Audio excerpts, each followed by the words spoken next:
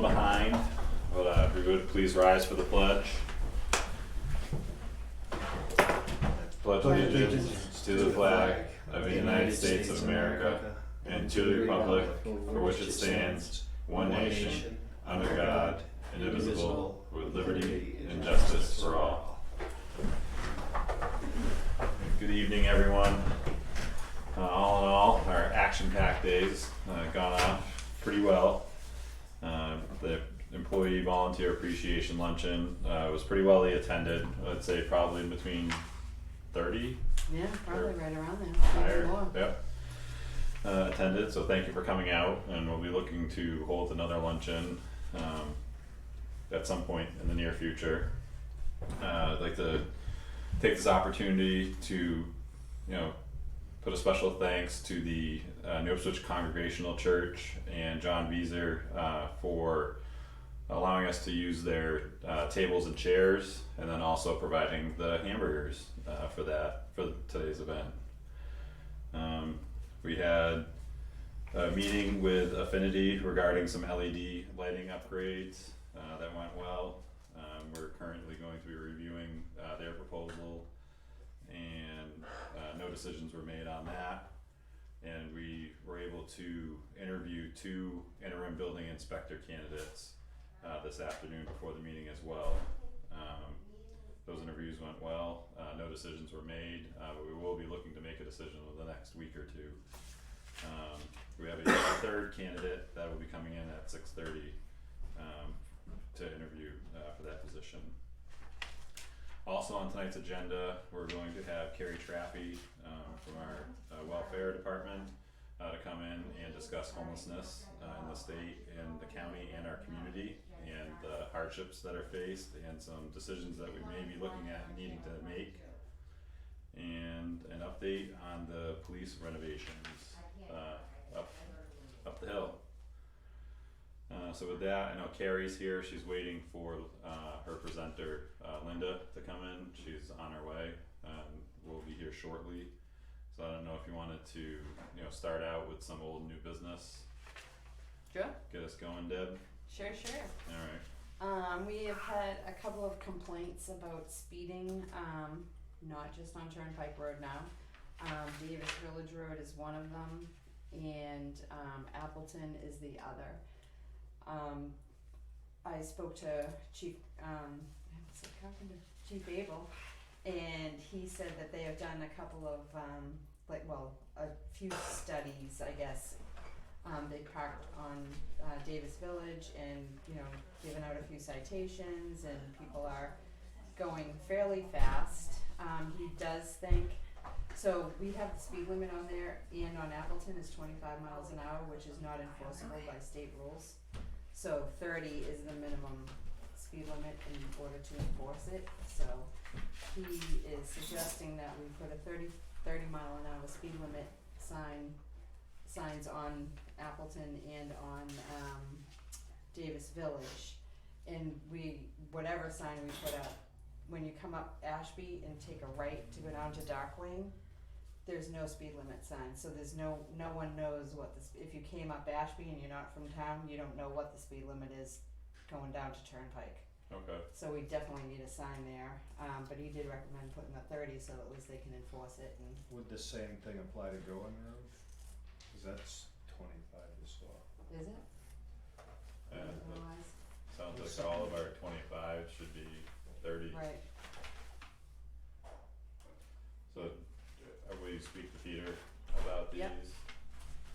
And Is there any procedures we would have to do, or can we make a motion to change? Since you're over there with Appleton Road, Hi, Sunshine. do you wanna extend that 30 mile an hour over to Boynton Hill? What is it there? It's a class, it's unpaved right now, but Understood, is the what's the speed speed limit? limit? Is it even it's not posted? posted. there's nothing posted on Boynton Hill Road. At least I don't think so last time I was there. So I guess, we may, in a lot of communities, they'll have the signs at any roads that come into the town that say, this is the Townwide? speed limit unless Right. otherwise posted. Right. And that would kinda cover So, some of those Yeah. zones, right? So we and don't have that's to what go. that's what the state is. It's Yeah. 30, the whole entire state is 30 miles an hour unless otherwise posted. I think it must have been 25 before, I or don't know. something, I don't. Now this could be perceived as, doing the opposite of what the complainants are asking for. Yeah. Well, it could, No, because because they're they're saying going like they're 40. speeding, and now the selectmen respond by raising the speed Yeah. limit. This is what I'm saying, it could be perceived that way, but Well, the person I chiefs- spoke to on about Appleton, he said that they would be more than willing to pay for a couple of signs and lighted signs with flashing things. Oh. People are going like 50 miles an hour down there, Which road is this? Appleton. Appleton, yeah. So And the feeling from the state is no matter what kind of sign you put out, people don't read signs and they're Right. gonna go as fast as they wanna go. right, but at least Yeah. if we have it 30 miles an hour, it's enforceable. Yep. They can get a ticket. So I think it'd be important for us to kind of like bring our piece into compliance with the state and so does this, And should we look into it more and then see what action to take? well, that's or why should we I do it asked Debbie now? to talk to Peter, we don't, not now, but he's our road agent, so Right. he would be the one to look into that part. And the resident that was complaining about it on Appleton, I told him that and he knew that, he used to work for the DOT for the state. Oh. So he knew the 30 mile an hour thing and can't enforce 25 and all that, so he was fine with that. He actually said that if the town won't pay to put some signs up, maybe the residents would get together and Spray have paint a this. fun, throw in a couple bucks a piece and Thank you. put up a sign with lights on it or something, Yeah. because it was, it's that much of a problem. He said his daughter almost got hit the other day. He was walking on the street, his daughter was coming out of the driveway on her bicycle, and the person kind of was going fast, he said he was going at least 50, and he kind of swerved to avoid him a little and almost hit his daughter. So, Yeah. like, it's a problem. Yeah, it's no joke. No. I think, the best way to address it is just to increase patrols of those areas and So the problem with Appleton, there's really nowhere to do radar, cause there's no shoulder, there's no way to pull over, there's, you know what I mean? I They'll think you figure could it dis- out. So they I think you can't- could well, I discern talked to someone Mike going already. 50 around, But where are they gonna sit to watch this? He can figure it out. It'd Let- have to let go them- in someone's let- driveway. yeah. Yeah, Yeah. let them figure it out. They have to get permission to actually sit in somebody's driveway. Right, exactly. Which they may be Which able to. that's what they'd Yeah. have to do, because there's no way to pull over and, I believe they do that Yeah, on a they regular do. basis, Yeah. it's part of their. alright, and I'll also call the DOT too. okay. At least we can do something about these roads, cause they're ours, not the state's. Yeah. Did you raise your hand, Dee? No, Yeah, I should okay. have those. You're back with us, welcome. It's really nice to see you there. The other thing I wanted to mention is the new hire policy that we don't have is failing miserably. So I am in the process of trying to put together a policy and procedure and a packet, because 15-year-olds need certain forms, 16 and 17-year-old need a different form, everyone needs a whole bunch of other forms. So like background checks have fallen through the cracks, and people thought everything was all set, and 4 weeks later, what's going on? Where's the background check? Oh, I didn't know about it. I didn't know we had a new hire. Yeah. So I'm trying to put together a packet and a policy as far as how it's gonna go. Perfect. Instead of 15 different people having their fingers in the pie. So I just wanna, Just this is one- how it's gonna one be. path. I'm gonna email everyone all the forms, all the department heads. And instead of the forms that have been copied 75 times and blurry and you can't read them and very not very official looking, professional looking. I've downloaded all those forms from the Department of Labor, from the state, from wherever, you know, the forms needed to come from, and I'm just trying to put that all together as Awesome, a packet. it's great to hear. The other thing I wanted to mention was we need to give Health Trust a 30-day written notice to discontinue. Is it 30 or 60? Oh, crying out loud. Written notice that she said an email will suffice as far as canceling them and switching to school care. Mm-hmm. So I think I figured out if I do the email today, we'd have to do September 1st, so it must be 60-day notice. As far as the new health insurance. So all I need is an okay from the Board of Selectmen. I can send her an email saying, you know, at the board, I can even send her the minutes. So I think we were looking for some type of hard numbers and like where the money was gonna come from, Right. in those comparisons, right? For next year, the potential Yeah. next year, the increase in budgeting. I didn't get to that because I was not doing a lot of my job last The Okay. yeah, that was the biggest concern. week.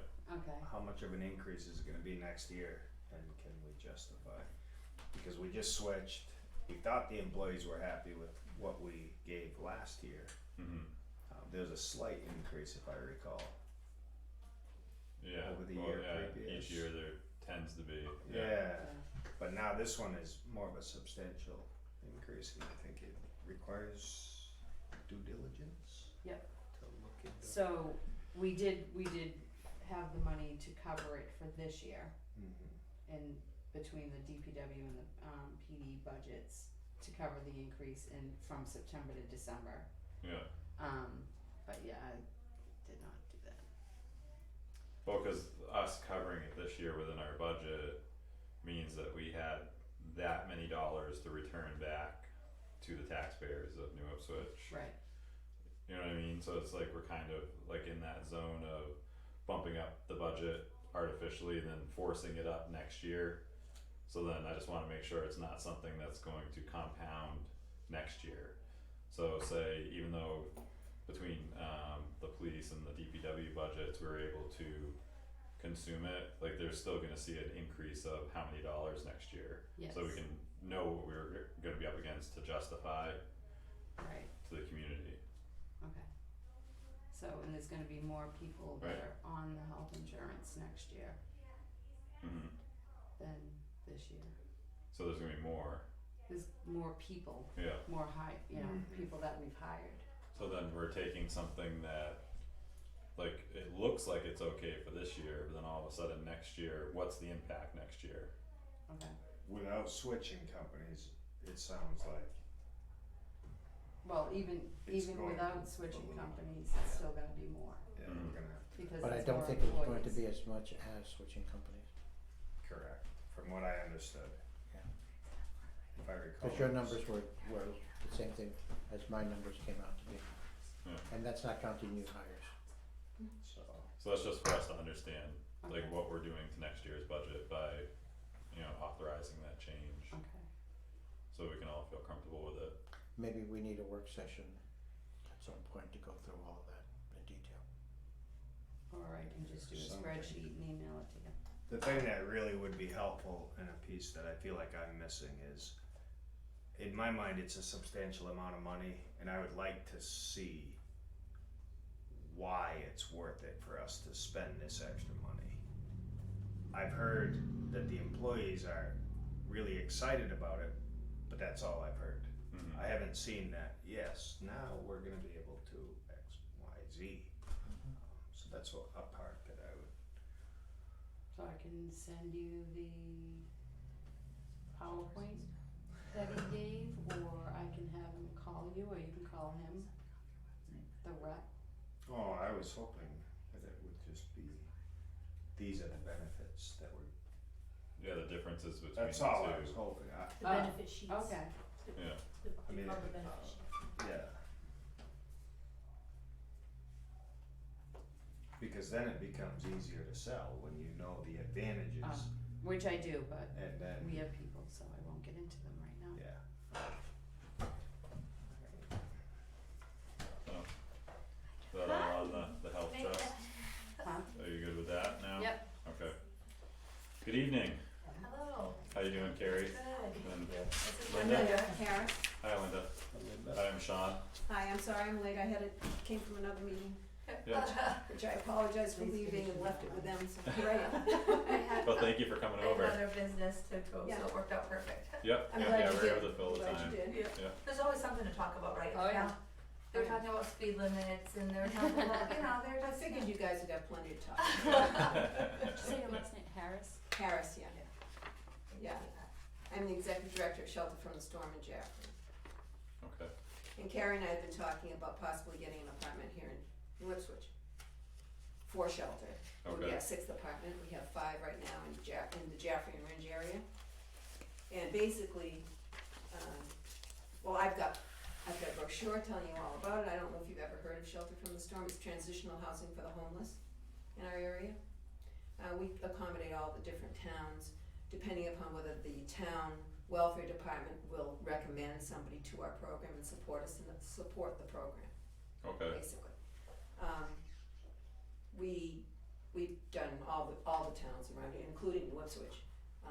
And Carrie just thought that it might be great if we had one here, if we had people from, it would have to be open to anyone that comes into the program, but basically, if she has someone from New Ipswich, they could come into this apartment, if we can get an apartment in town.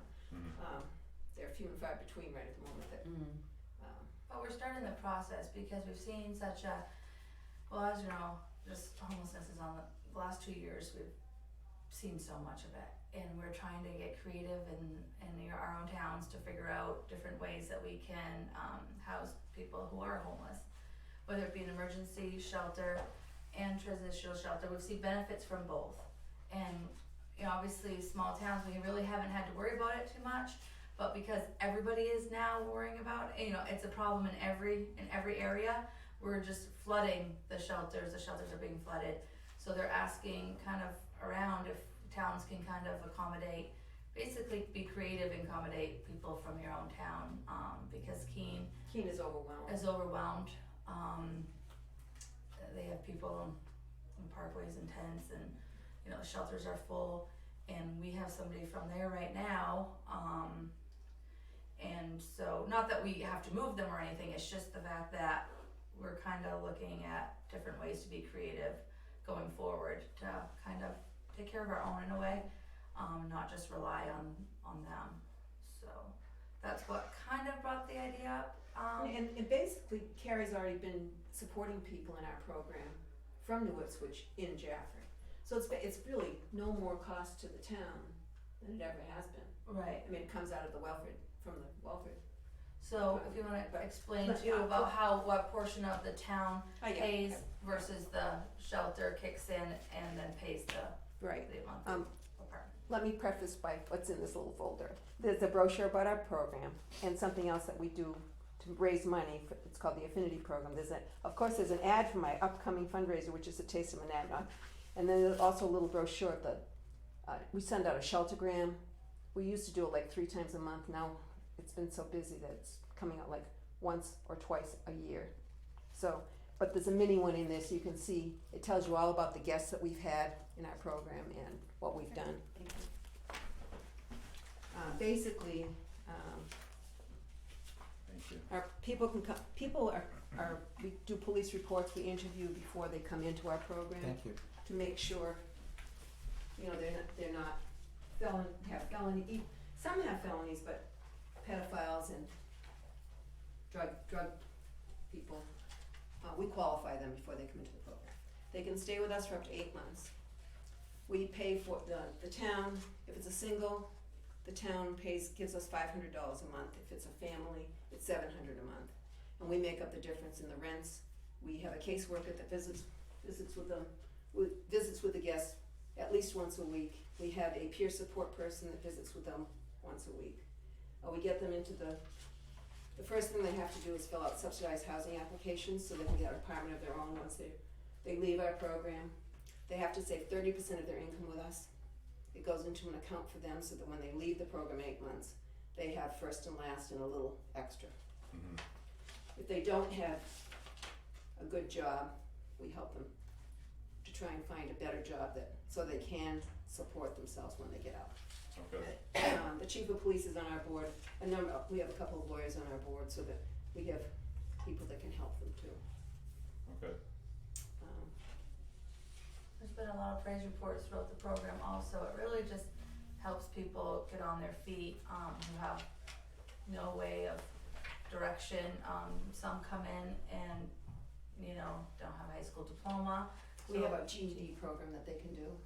We have a lot of single moms with children, so helping them getting childcare, helping the moms get jobs, get bank accounts set up, you know, like she said, on housing applications. There's a lot of work sometimes to be done depending on the individual, and there are a lot of praise reports. There's obviously a few that it just doesn't work out, but We've had very few that have not worked out. We've been very lucky. We've been doing this, we had our first apartment in 2008, starting with one apartment, and we've gone up to 6 apartments. And about a year and a half ago, the family that was in the 6th apartment was able to take over that apartment, and really there was nowhere else for them to go, so we let them have that apartment, so. Okay. Yeah, so if you could, like, some of this is coming from the dialogue, was a conversation that you and I had in the parking lot one evening, and you had expressed some concern over the pressures that you're getting from some of the larger communities, that you were working with, and now them saying, hey, we can't continue this model anymore. So if you could speak on that point, just so that anybody watching this can gain some understanding of, you know, why we're looking at, you know, some of these options, like some other options, in order to take care of our own, you know, people in our community.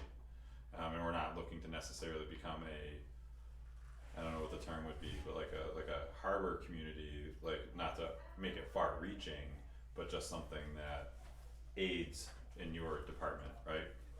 right, so, you know, there's been obviously some discussion and meetings at higher levels. I think it was in Keene, they were having that meeting. Keene had a big meeting on homeless and the organizations around in the area that are helping and or sending all of their homeless to Keene so that Keene can take care of them. They were a little put out by the number of communities that didn't. Basically, we weren't taking care of our own, and they were pretty upset about it because they've been seeing, you know, such an uprise and homelessness that they basically can't have everybody just come to them. So that was kind of like, we kind of heard that. I was watching the meeting afterwards, so it got me thinking. And there has been talk prior for the past year, because the emergency housing. There's hardly any emergency housing in the area. So yeah, This is not emergency housing, by the way. this is transitional. So This is emergency transitional. housing is separate. Also, we need that also at some point. It'd be nice. So, Because- how many people would you say you've referred to Keene in the past year? So from New Ipswich, I'm guessing probably a half a dozen. We had an individual, and that's not just going there, being there. We have one person currently in the shelter in Keene. I had one person in Greenfield in their emergency shelter from New Ipswich. They are now out. And then I had a mom with 6 children who was occupying a hotel in Nashua. So those were like my So they 3 spread out spread out. to So different we didn't have areas. anything here. We had to bus all the children from Nashua for the whole school year.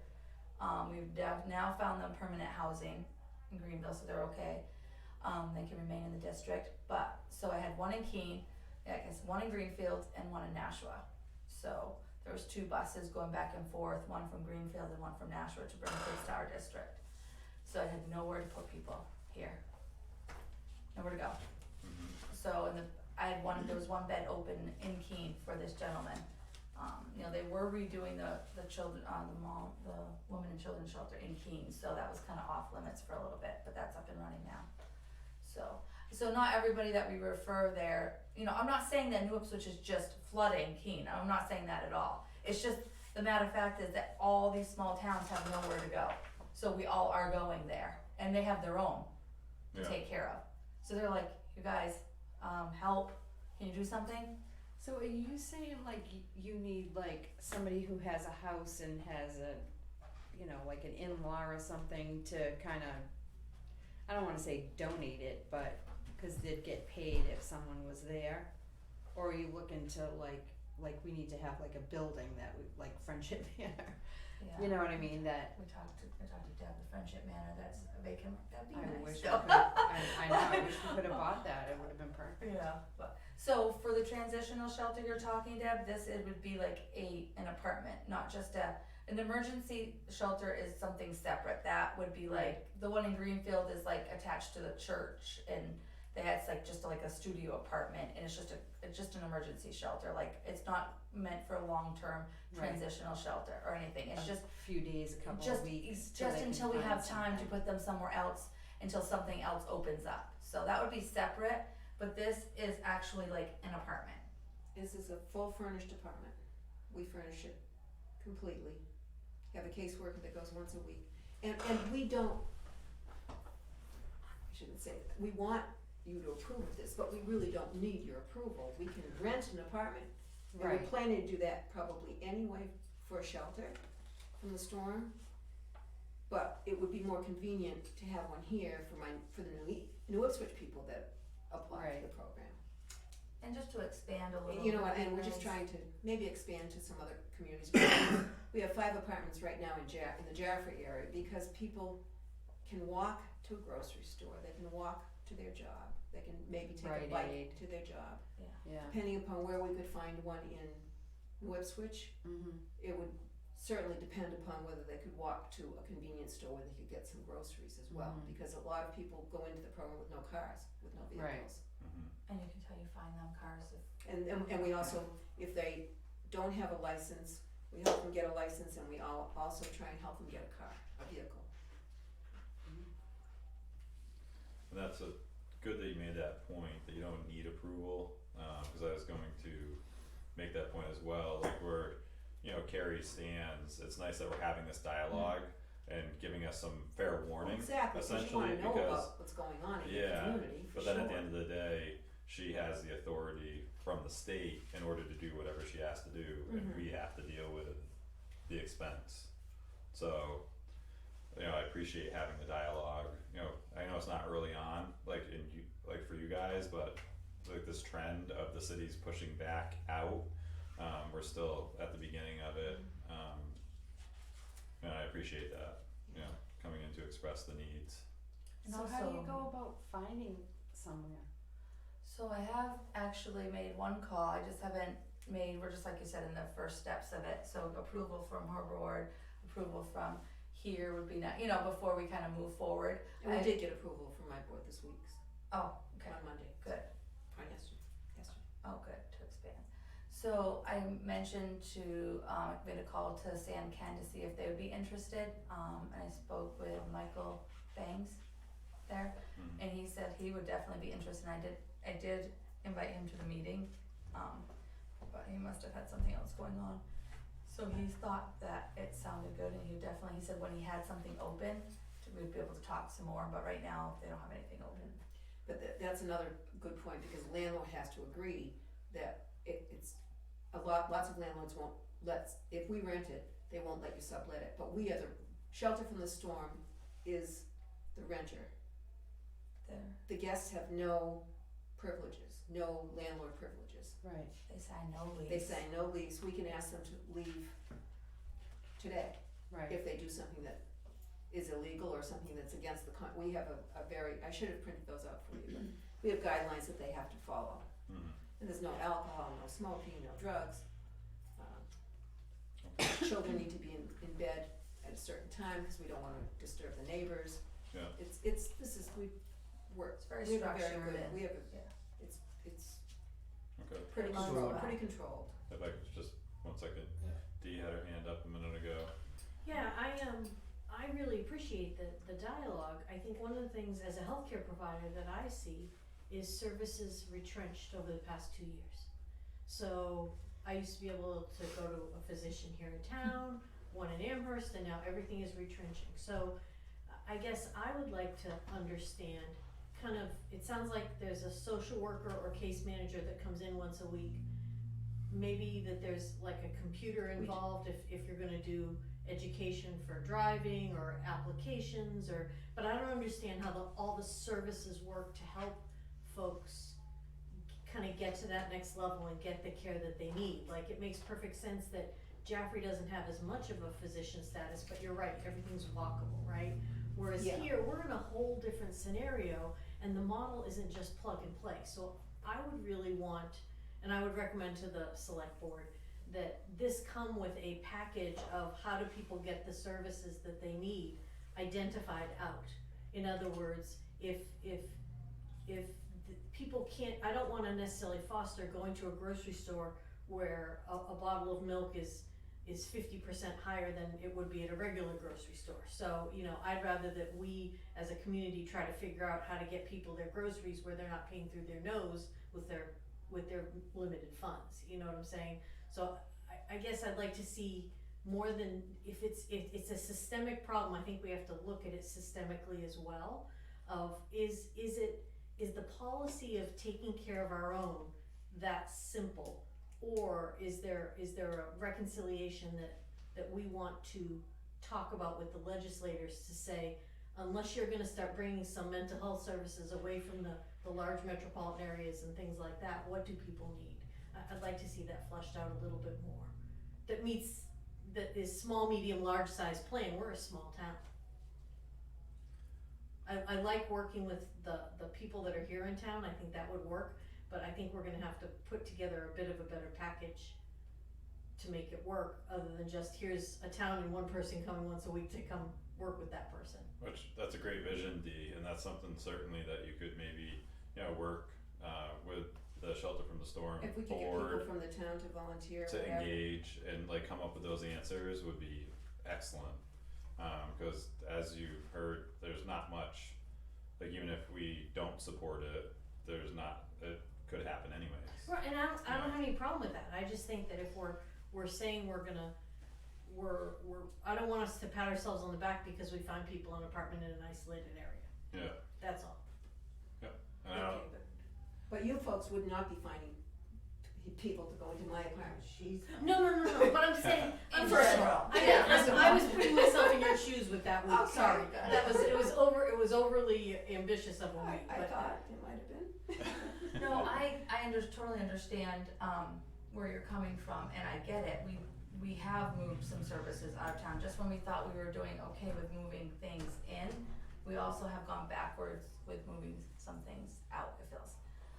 However, I think it's just kind of evolving, and I think hopefully we'll get back there. I don't know, how that will go, but, I mean, we have a physical therapist in Northbridge now, so I thought that was. Well, I am too, but, Oh. but the point is that if the state is pushing to say, these towns need to take more responsibility, it's like, well, then we should be able to push back and say, this is a social agreement, and we expect the following as well. It's a give and take, so I think you guys are caught in the middle of it and trying to solve a specific problem. I'm trying to look bigger, Right. that's all. Yeah, we try to solve a lot, because when we get emergency situations and we find somebody a spot to live and not in their car or a tent, or a family camping at a campground, when it's Or in cold the middle out of winter. or middle of winter, we're like, and you know how cold it is here in the winter. So as soon as we can locate them, roof over their head, it's good. We're excited. And the rest, thankfully, has usually fallen into place. I mean, again, this would be new for New Ipswich to have a transitional shelter here. But however, I think this town has been great as far as, helping services and putting on Facebook if somebody needs something. I don't know. That's what I think. You guys, what do you think? Yeah, I agree. yeah, I got a call the other day from a lady who doesn't have much to do and she's retired and she'd like to help somebody out and go grocery shopping for them or do their errands or just different things like that. So I wrote her number down and I'm like, definitely we could utilize someone like that, because I will get calls and I have people who can't get out and get their own groceries, that I've worked with. And I know there's people who volunteer to take people to the doctor's appointments or Right. whatever too. Right. And I if don't you have- know if how you have much a- if more you have a that's med- gonna be. If you have a Medicaid card, there's a number on the back of the Medicaid card. You just have to call in or make arrangements for them to pick you up and take you to the doctor Okay, and bring you home. nice. It's very convenient for, if they know they know ahead of time that they have an Right. appointment, they Yeah. can schedule it, as well as CVTC will do it as well, Right. if they don't have vehicles. They'll take them grocery shopping as well, as long as they know ahead of time. That's awesome. Jason, did you have another? Yeah, I'm a little behind.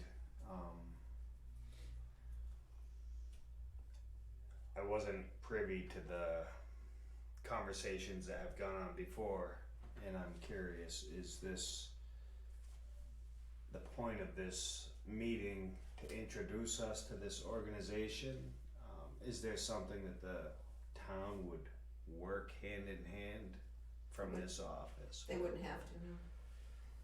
Okay. It would just be, like you said, introducing you to the program Okay. and expanding possibilities, because, you know, we're kind of New Ipswich and we're kind of just out here and, you know, and in the middle of nowhere in a way, you know, so services are here and we're here, feels like sometimes. So again, be nice to expand a little bit and have some services for people in New Ipswich. And it wouldn't just be New Ipswich, is what Linda was saying, because if Shelter took on an apartment in New Ipswich or Greenville, it would be whoever would be applying to the program first that would apply. But just having that as an option to have somebody here and be able to keep them in the district if they have children that go to school. Right. So that was our thought, because we've had to put people here, like I've just told, one in Yeah. Nashua, one here, one there, and try to bus them back and forth. And this is a private company. This is absolutely private, yes. And in the past, dealing with this homing people, has it gone through any state agencies, or is it always through charitable organizations like this? As far as when we're finding people housing. Yeah. So we go like first of it, wherever we can, depending on the amount of people who are homeless and the situation. Like I had a single guy that he went to the Keene shelter. Is that what you mean? Like a family, I would call I'm them wondering, is this a new trend to be using private charitable organizations, where in the past maybe the state had social workers in place who would grab a hold of people who came to you, or I'm trying to understand These are, that. we have a transitional shelter, Matt's has a transitional shelter in Peterborough. Those are the only transitional shelters in the area. before So it's all 2008 state, there was it's not nothing. always been state before. But you know. because of the lack of shelters, we've always had just the same towns have this shelters, right? Claremont, Keene, And Nashua. that's a different type of shelter than That's a than different- ours. That's a state run, Correct. Yes. and this And that's is like an more- overnight, I see. Yeah. And Linda, So what? that's more of an emergency. yeah, like 100 Yes. nights or I see. Yes. things like that. It's very, yeah. This is a transitional shelter where there's a little bit more care to the client. Most of those shelters, you have to be out by 7 a.m. in the morning and be Okay, in what by does that 7 mean? at night Yeah. to maintain Okay. your bed. An explanation. Is- Okay. So as far as that goes, when we recommend somebody, Jason, to the shelter, if somebody came to us in New Ipswich, they came to me and applied, and they were, you know, they were homeless, or they were gonna lose their apartment, what are some situations that we find with people? We get Abused. all kinds, there's domestic violence, yeah, we find a lot of that. Linda would, sometimes they look it up on the computer, so it would pop up, like, she would pop up because of shelter. If you put shelter in Google in New Hampshire, she probably would pop up. I would pop up, there's different places that would call, sometimes they call us both, at this, you know, they'll call her, they'll call me, and then we'll be in contact, we're in contact, did you hear from this person, I heard from this person. Okay, what do you have open, do you have anything open, Linda, that we could help them with? And be interviewing them, they're homeless, they have 3 children, and she'll say, okay, here I have, right now I have an apartment with 2 bedrooms open, that should work for them. So when they fill out your application, you interview them, they'll fill out her application, she'll have an interview with them with her board, sometimes I'm in on the interview, we see if they're a fit for the apartment and we can help them. Sometimes it's not, I will tell you that, it's not, it doesn't work, but most of the time it does, and if we have an opening, we then move them into her apartment. And if there's something else we can recommend to them, then we do. Sometimes there's a wait list and she doesn't have anything available, and we have to go to plan B, which sometimes is a hotel. Sometimes they can find places with their family until they can, on someone's couch until something opens up. or sometimes we have recommended them to Keene for the shelters there if there's a bed open.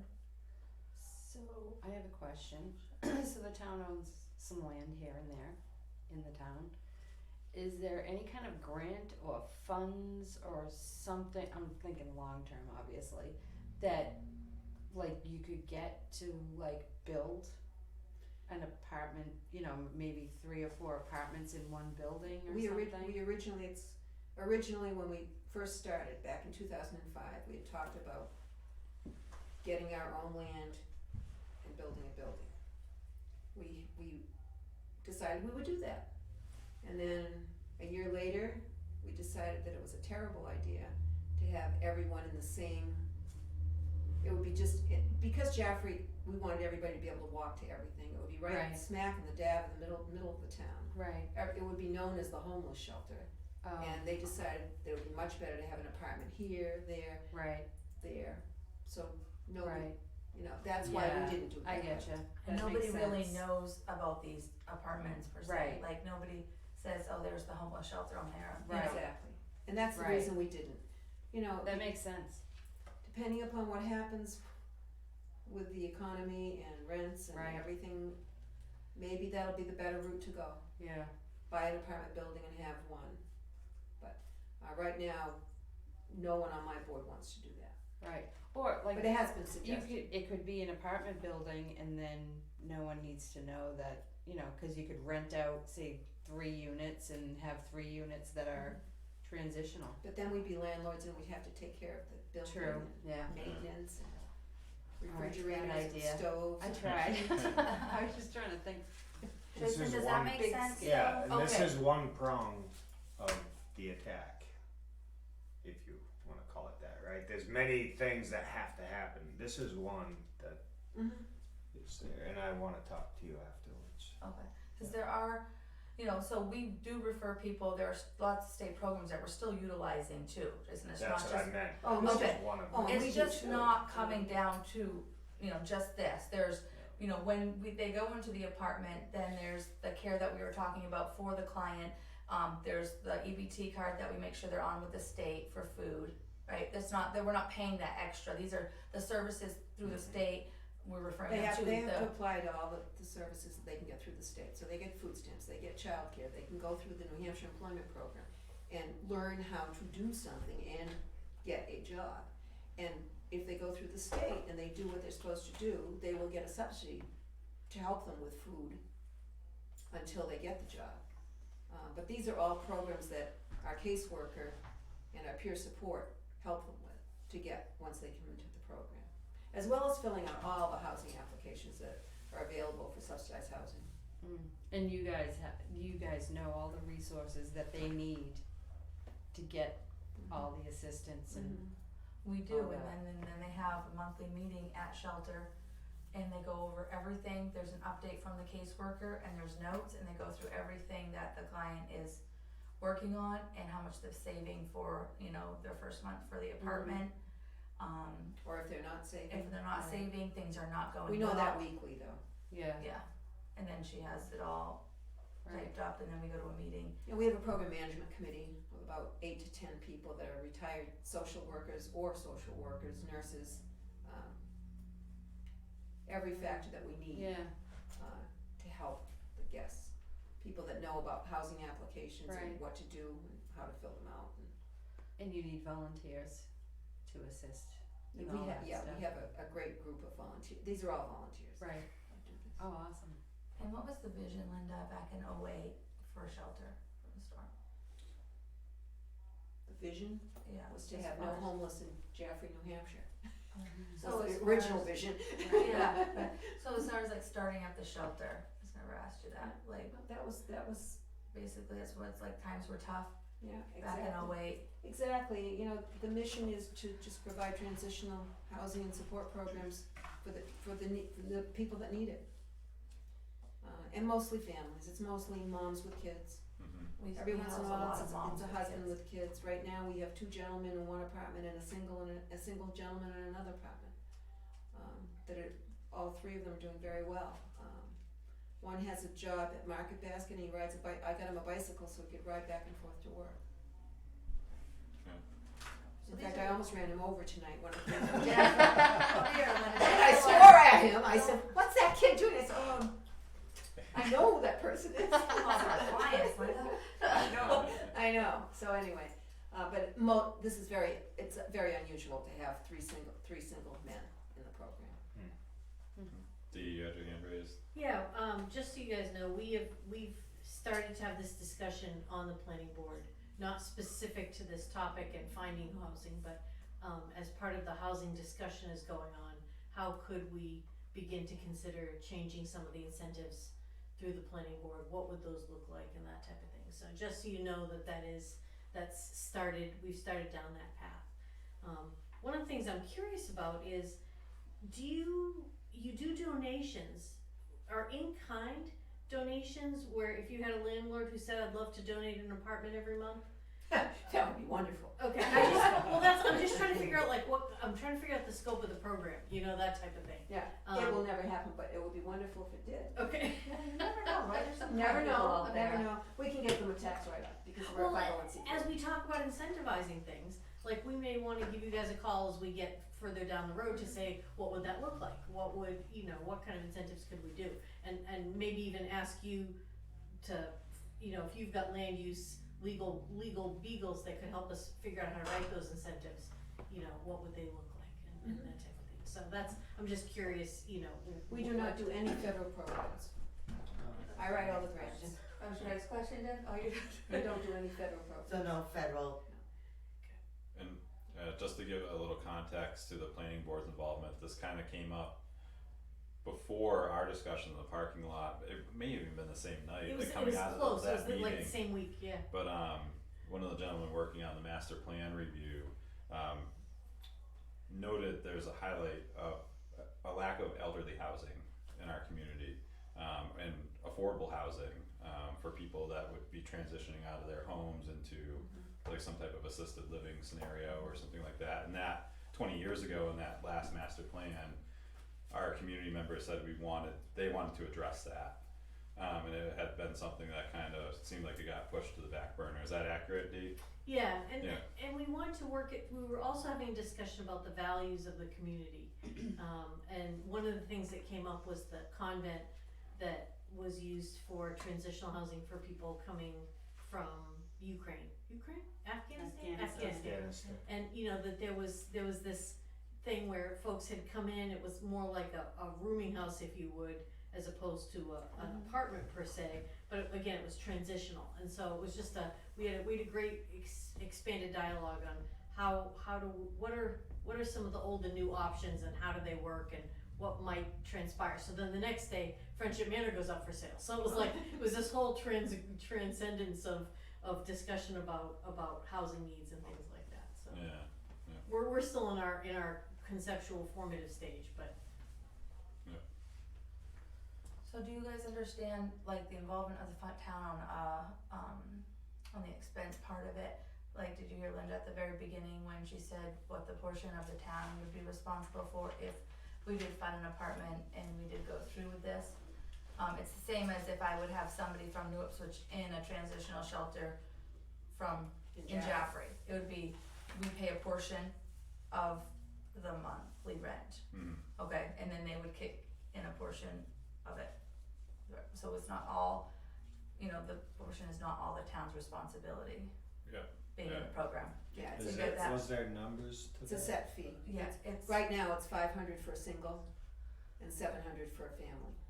so if we had a That would be family, the town's portion of it? yes. Correct. And we, as we you, pay for all the, I'm sorry. yeah, no, as you know, that's very minimal for an apartment. Yeah, we pay for all the electric and the additional expense for the apartment and the caseworker's salary and the peer support salary and my salary. Yeah. And as you know, well, you probably know, the hotels are very expensive to have somebody for a 30 days in a hotel in Nashua, in anywhere. Now, do we pay that whole thing? Yeah, so it would be, if we put somebody in a hotel because they were homeless, we'd be paying for it. Okay, so because of COVID and all the extra funding going on, there has been extra help for that. So I haven't had to pay as much, but that's gonna be going away. So that's, you know, because people were homeless due to COVID reasons and we got a lot of extra money to help people. The town hasn't had to do that as much, but we have in the past. We've had, if you have to have somebody in the middle of January and they're homeless and there's no shelters available, the next thing is a hotel, and you pay for the hotel by night, and they don't normally give you a discount. Right. So as a community, we're already, you know, paying for those types of situations, and they're not ideal. Right, they're not 30 days times $120 for the cheapest hotel. And they don't get help, I mean, they No, just, it's they just just a roof get over to- their head. sleep there.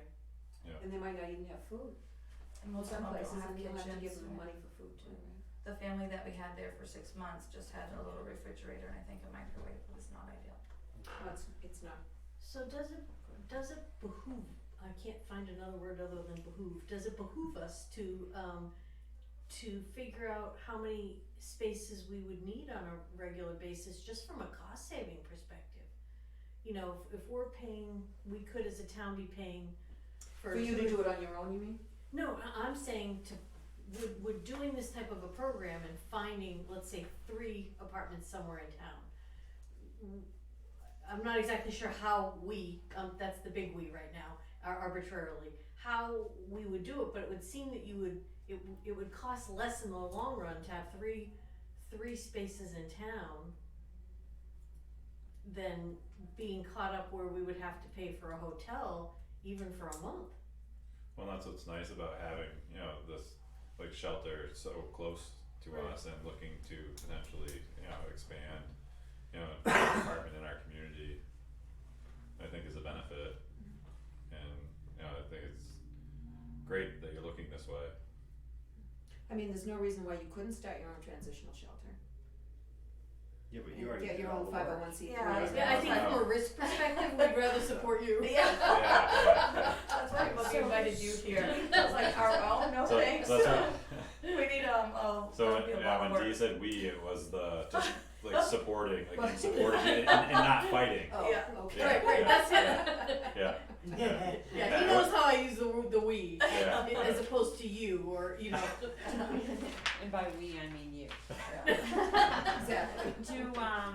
Do we support them in our, That's We a good rely point. heavily on Carrie to guide us on these Yeah. Oh, and our No, but our annual annual- contribution. yeah. contributions, so I'm sure we'll in be our seeing annual s- contributions? shelters, so. Do we donate to them? No, No. we don't. She's never asked. She she's knows. She's never asked for any money. Well, No, that's we that will do change. support the other We should. shelters in Keene, the 100 Nights and Southwest. Right. We do those, but yeah, Linda's never asked for any money, No. so she's But good. she's Maybe become a she just did. resource, she has become a resource for you, Absolutely, Yeah. yeah, good. Has absolutely. been, not has So this- become. So then my takeaway from this meeting is first, that I learn about this. Yeah. Second, that I put out the word that storms, shelter from the storm is looking for landlords who are willing to join a fight.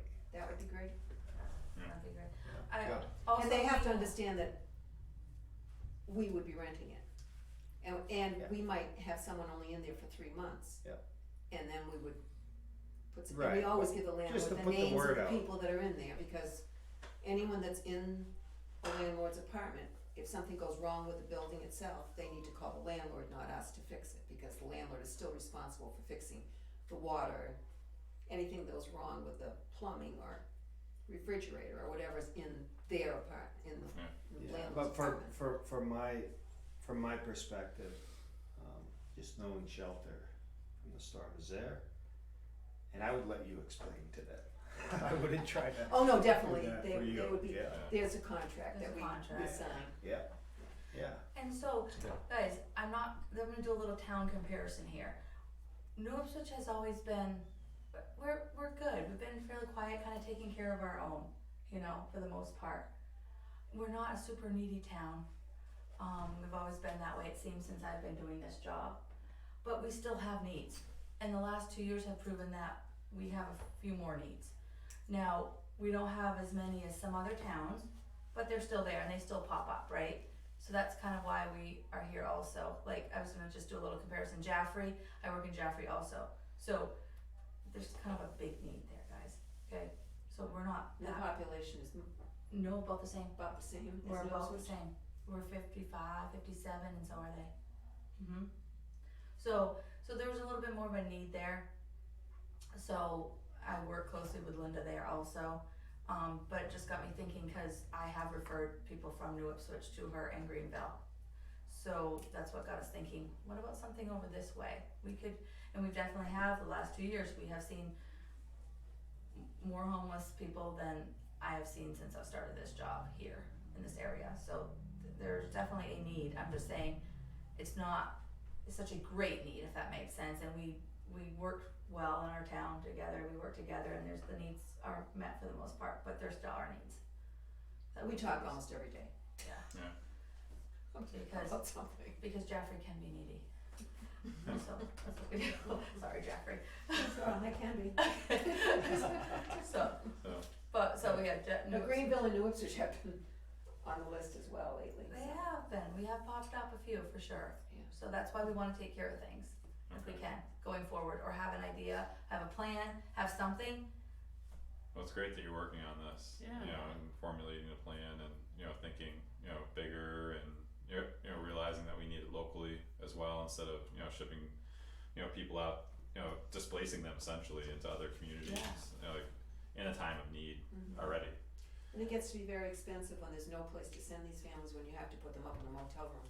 Right. Yeah. And I found out that the hotel room in Nashua that I had the Yeah. family in needed to be like, Yeah. she needed to move on to housing if possible, and she applied for some vouchers to be able to, even they granted her the vouchers because they need that space for other people, homeless people coming in. So it's just a revolving door. We really need to have something in place if we can. And, Lou, you've been relatively quiet on this. Do you have any thoughts or questions? Are you following us, Lou? The one thought that that's been going on is that, you know, you were using Keene and Jaffrey as examples, and as you well pointed out, that those areas had places that you could walk to, you know, to go shopping, to go to work, you know, to do whatever. And I'm trying to get through in my head how you would handle something like that here, where transportation would be a must. And that, and I, you know, you may have an answer for that, but I've been sitting here the whole time trying to figure out. I don't have an answer for that. Yeah, Well, I Terry has can't- an answer. Because we have 2 people right now in our program that do not have their licenses. And like I said, one rides his bike, and the other one depends on other people for rides and her Medicaid card, and she has a lot of doctor's appointments, so she uses that consistently. And, I uh, haven't had a mother with a lot of I- children in our program without having a license. Yeah, I mean, like going to a doctor, you have to go over to, you know, Jaffrey or the MCH or, you know, or whatever. And you know, and that's a ride, Mm-hmm. you know, I mean, And Jaffrey's there's- at least 8 miles from here. There are no taxis, there's no transportation that No. you can call and say, please No help me, Ubers, I'll no pay you. Lyft. Right, and that's the part that I'm trying to get in my head, and that's the only reason I've been quiet, because I've just been thinking about the transportation aspect. Yeah, and we were thinking about that too when we thought about renting an apartment in New Ipswich. And we actually haven't, I feel like, Linda, we haven't come across it that much where We have not. people We have not. do not have transportation. Okay. Okay, so another sense is, she did say too, that there have been some generous donors for Shelter from the Storm, correct? And people love the program or have benefited from the program or know the program, and they wanna donate things to the program. Well, we just had a car donated, So, so. you know what I'm saying? That is great, right? So there we go. There's a transportation there. For the most part, I know I've run across a few times, like the guy's driving his bike to Market Basket, but we also have people in the area that ride bikes or walk to work also in the area, too. So I mean, that could be an option. We have a few places of employment that could be accessible. Not a lot, but I'm just saying if need be, right? If you lived at the old apartment building, the Appleton apartment buildings over here on Appleton Road, you could easily ride your bike to Dollar General True. for a job. Oh, and the funniest, Dee Dee Bean in Jaffrey and New Hampshire Ball Bearing have also offered to go and pick up employees and bring them to work. They've been so short-staffed, they just can't get anyone to work, Oh, so. that's a good idea. And Atlas has done it the same thing too, so. And people carpool, we've noticed that people have been carpooling Yeah. to work. So there's They been find a few- way. They do, they usually do try to find a way to work, for sure. If they, both people work at Millipore, sometimes one has a friend and he gives me a ride to Millipore from the Yeah. same, we work the same shift, give him a little gas money. Yeah, Hey, yeah, we're so all doing it's that that. helping hand just to restabilize and get situated Yeah. and be able to like walk on your own again. Yeah, no, that's great. It's great. I appreciate hearing a little bit more how it all kind of comes together. This has been really helpful. Their stories are unbelievable and the situations are even more so. And the praise reports are great and how creative that everybody can be and how people can step up to the light is awesome. So we hardly come across where we are in a bind where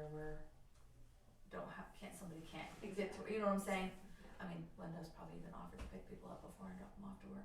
We want people to work and be successful and save money and get their own apartment. That is the. And we have a lot of volunteers that will, if we really need someone that needs a ride. In fact, my caseworker gives one fellow a ride to Keene once a week because he needs to visit somebody there, so. It happens. Yeah, it's perfect. So. That's great. Any other questions? I know it's kind of a lot thrown at you, but think about it, and if you have any more questions, want me to come back to explain anything, you can email us. I do have a question. The place that held the transitional women from Afghanistan, they were approved by the fire department for that. They had to have a life safety inspection to make sure Yeah. it was okay. So why couldn't that be an inquiry to them? That's what I wanted to talk to you about, Well, could But that we be can talk- emergency housing? outside of a public meeting. Could that be It emergency could housing? be. I think that there was talk about some Ukrainian refugees coming in next, but I don't know the gentleman. So we I don't do. own it, So so. I've I can asked, talk. I've Oh, asked oh. them I've got on that right away, actually, a couple years ago, and asked if we could utilize any of the area, if they'd be willing to work with us. And she thought it was a great idea, but she was working with somebody else, and I'm guessing that somebody else or some other agency organization was what they're doing now. Feds, yeah. Because I've been in messaged her back and forth about having availability or if she would be willing to do anything like that, and she's like, that all sounds great, and she seemed on board, but they were in the middle of helping, so. Yeah, probably. Yeah, so Yeah. anyways, So yeah, I did think of that. And if you do that, you're gonna have to have someone, watching over them, supervising. There's a lot to doing something like that. I'm also on another committee that we're trying to find emergency housing in the area everywhere, so, and we found one place, but they want everything screened so much that it's really not emergency housing. By the time you get through the process, they can deny the person that you have the need for. So we're trying to find emergency housing for that particular same reason. If you have a single guy that comes in and has no place to sleep tonight and it's freezing out and, but, a lot of the churches are we're trying to get a lot of the churches to do things like that. There's a committee that meets for these things, and they have it all on paper about, how it works. And they would like for every town to have their own emergency shelter. It doesn't have to be much. No, it doesn't, but you have to have a place where you can wash up. Wash up, a bathroom, And eat. a bed, a small kitchen would be ideal. Like I said, I had a single mom with her daughter who went to the one in Greenfield. They have an emergency shelter there, and we placed her there. So something like that would be nice in our own town. Again, we might not need it all the time either, but there are times when we're going to need it. Right. So it'd be nice to have. And my familiarity with some of that has been the churches, that a lot of times there are 3 or 4 areas where churches will take in individuals who have been abused. I know a lot of the churches in Connecticut are old enough and big enough that they have apartments like near the rectory for the priests and the nuns. Again, back to the nuns. Mhm. Find where there have been nuns, I guess. Is the You know, some of them actually do have extra housing on property. Yeah. Alright. So, that's where we're at. Oh, Roger. What about an Airbnb? You know, some of those Airbnbs are less than 120 a night, and you can get them, you know, sometimes pretty much without a lot of reservation. I mean, And we have utilized Airbnbs also for I don't know how individuals. many there are around, but there seem like to get more and more around. Yeah, they're popping up for sure. Yeah. So, yeah, we have utilized them before and had people stay there also. Or people, if they know they're becoming homeless, they will look themselves for Airbnbs, and I've had them book something for a couple weeks while they're, you know, something else opens up, so. And they book them in their name, Yes. cause you can't really, or can you? Oh, so, I mean, I could, I haven't had to. They are popping up. Are you saying they're less than $120 a night normally? I don't know what they are, but I'm pretty sure that they're less than a motel. And Okay, I thought maybe- the average I was know about some are 100, more. yeah, Some are more, but some are probably less. You know. okay. If you come across any, Roger, let me know. Next winter I could, Yeah. if I find any Be for nice to $50, know. that'd be amazing. Have a list of, have a list. Yeah. I'm not kidding you, it could be, Options. yeah, it'd be nice, for sure. Alright, That's a good idea, thank you. well, thank you for coming in. Thank you for Awesome. having Thank you. Thank you guys for your time, Come to appreciate the it. Taste of Monadnock, it's August 14th. And that support shelter And from the thank you storm. for, working on this. Any Yeah. other, give me a call if you have any Those, questions. Alright, thank you. Cause that's how we support them, you can go there, it's really a fun time. No. Alright, Yeah, She should take your wife, sign it. Cool. The You other buy two tickets are and it all set to goes go, to so we shelter. wanna just do Alright. 2 on this, so we're not holding them up. I can do whatever. I was just Everybody gonna take post care. out the thing. Thanks, on Gary. the- Yeah, on the okay. end from the- Alright, sorry. Can I be excused for a minute? Oh, we Yeah. could have Um, a recess. Can we yeah, that's what I was going to say. We have a an recess? extra A 10 minute, recess. 10-minute break, cause we've been here for 3.5 hours. 10 minutes. That works for you? I like that. Alright, yeah, I was gonna say 6. 6 minutes? 10-minute break. Well, our interview's at 6:30. Yeah, What was that? the interview, next interview's at 6:30. Oh, so we need 5 minutes before. Yeah, Prep that's for a the 10 interview. minutes, perfect, right? You can send your mom.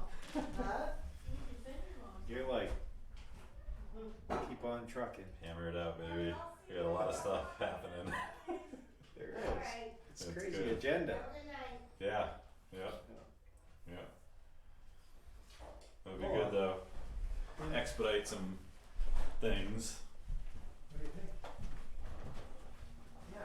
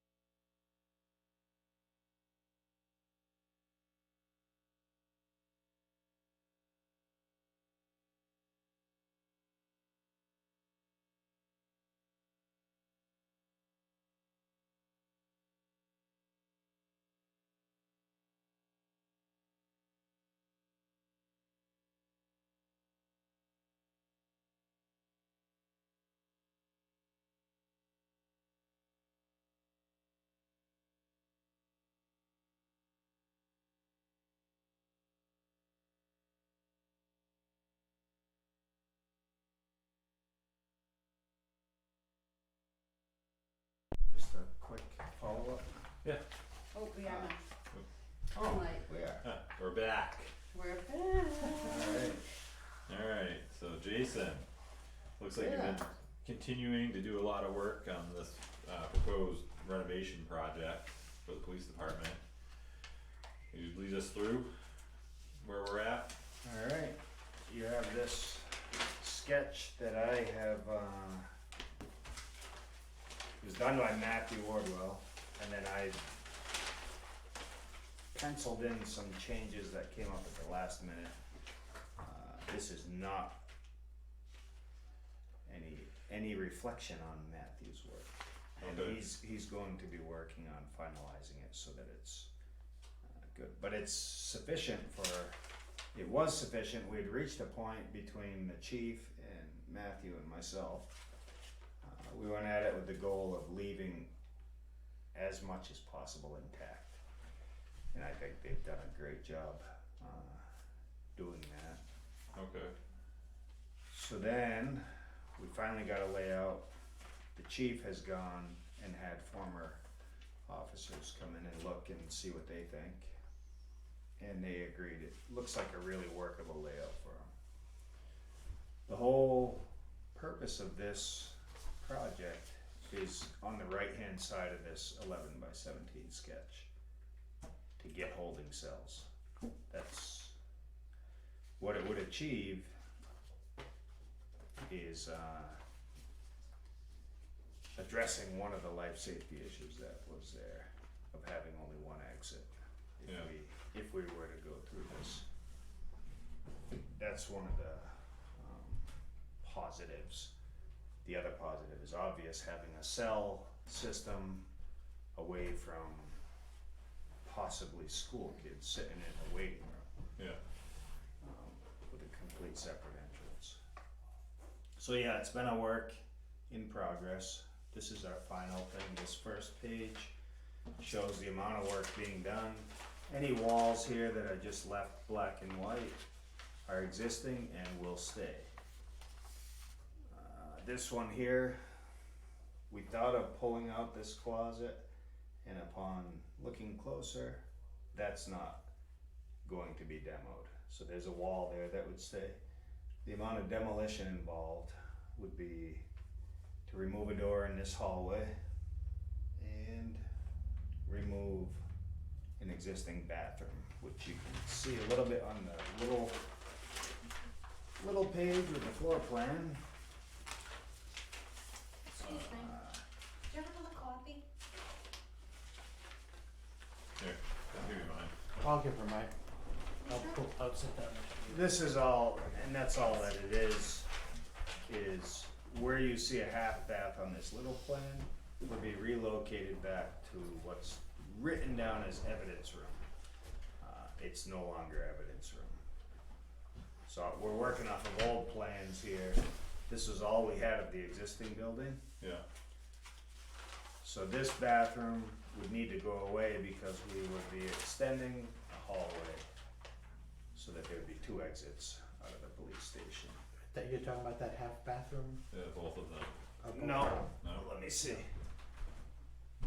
Right here, Are you talking about this half bathroom? that one stays. Okay, This one has to go because we're gonna be extending the Extending hallway. that. Oh, that way. all the way That- that way.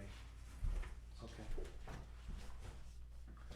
Now, question, between what's the miscellaneous storage and it looks like there's a hallway, there's a ground line, does that mean that's being demoed You're on on the large drawing? Right here. this line here, that's a new wall. Oh, that's a new wall, You see, okay. But you're getting rid of that bathroom at the end of that wall, right?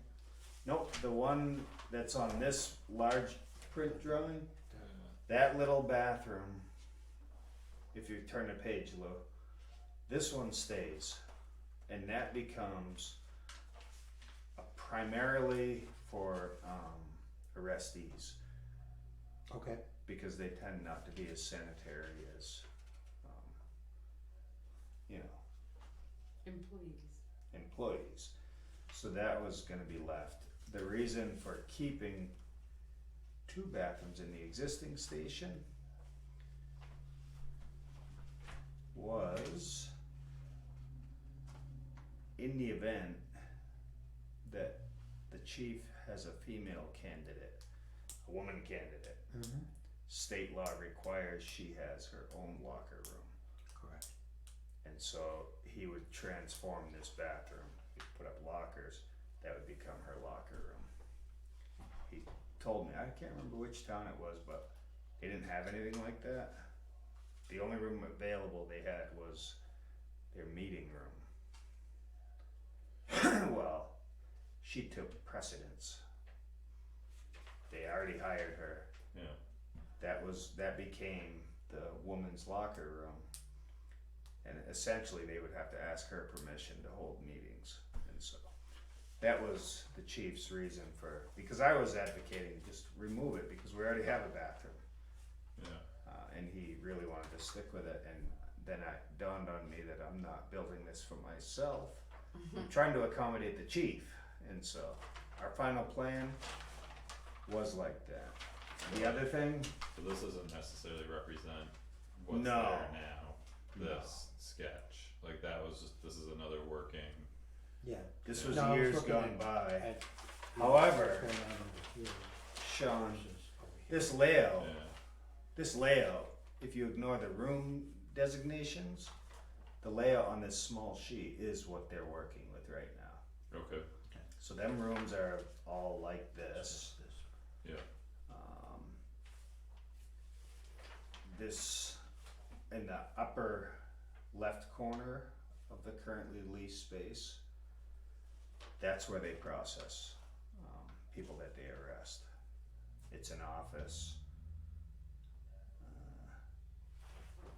If we get this space, the additional space, and are able to do the cells, what we'd like to do is demo that wall and give him a bigger room, because this is all very compartmentalized. They're working out of a doctor's office, and they have not renovated a single bit. So it would give him a larger room to do training exercises. The okay, scope of work that would be done in the existing PD would be new flooring throughout the whole. I don't know if you guys have been in there recently, but that carpet is, Yeah. if anybody is questioning a need for new flooring, please feel free to go up to the PD.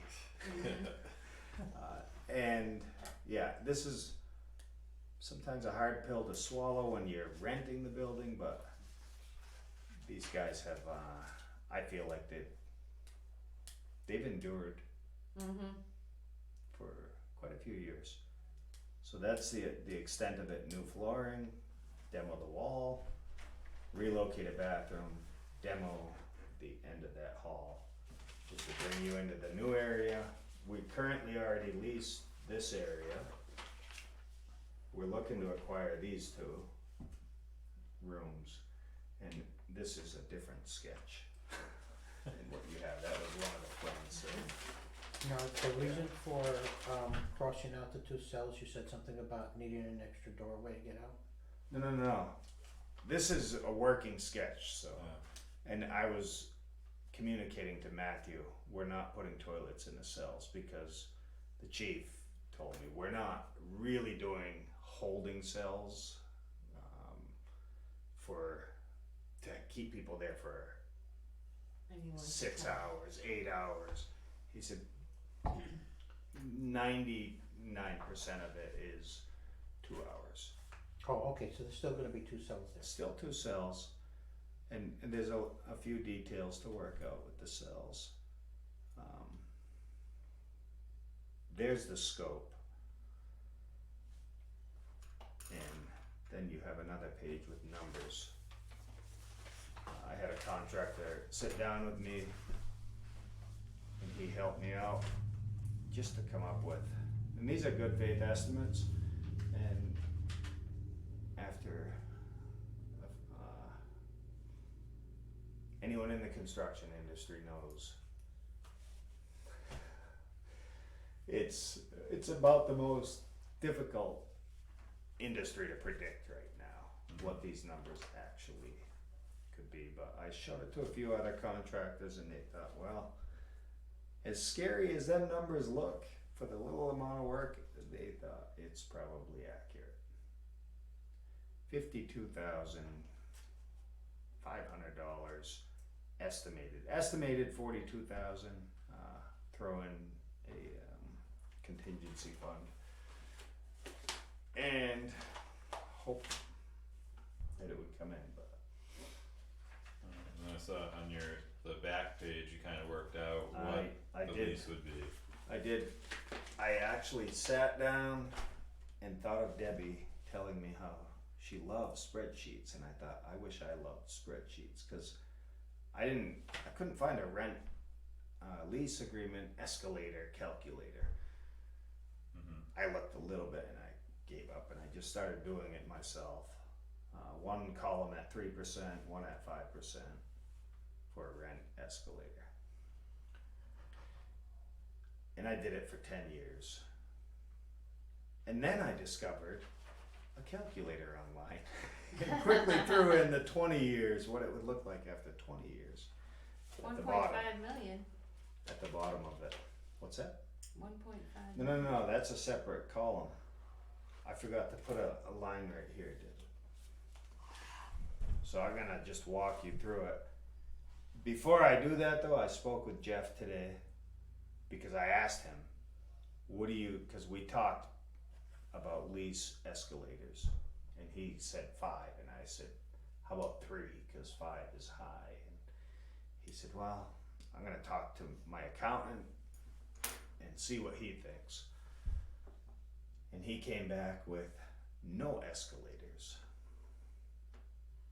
What? Instead, you revisit your lease every 3 years and you make a CPI index adjustment. It's a consumer price index adjustment every 3 years. And so before I get into that, I looked. That's why I was late to the meeting. Well, one of the reasons. Yeah. Mostly because I was just late to the meeting. But I looked. The last 12 months, CPI was at 8.6%. But I think you'd have to agree that's an accurate reflection, right? So they said in that, on the website, and I think it was the government website, CPI, that this was the steepest increase since 1981. So typically it's hovering in the 1 to 3%. Yeah. I told Jeff I was interested in looking at that. To me, it seems the most straightforward way of setting up a lease. After you did all that work. Oh, poor me. I know. It's based off the model that we are currently The current using. model, Yeah. the current lease agreement is at 5%, and that's where Jeff came with that. I saw it. Is it? I'm I thought it pretty was sure. down at 2.5. Oh, well, maybe I was looking at a old lease agreement. In any case, Yeah, the old one allowed for 5%, which they never executed. oh, that's what I saw then. Yeah, Okay. yeah. In any case, Jeff said right now he's getting paid $800 a month for the 2 rooms that we would need to acquire to pull this off. So I didn't even try to negotiate with him on that. Yeah, no. I said, well, I'm just gonna take it for what it is right now. So when I did up my rent escalator thing, I started off, currently we're at $27,240 annual. So I started off first year at $36,840. Yeah. And then applied the interest. And you can see the total amount paid at the end of 10 years. At 3% it was 48,000. Oh no, $422,234.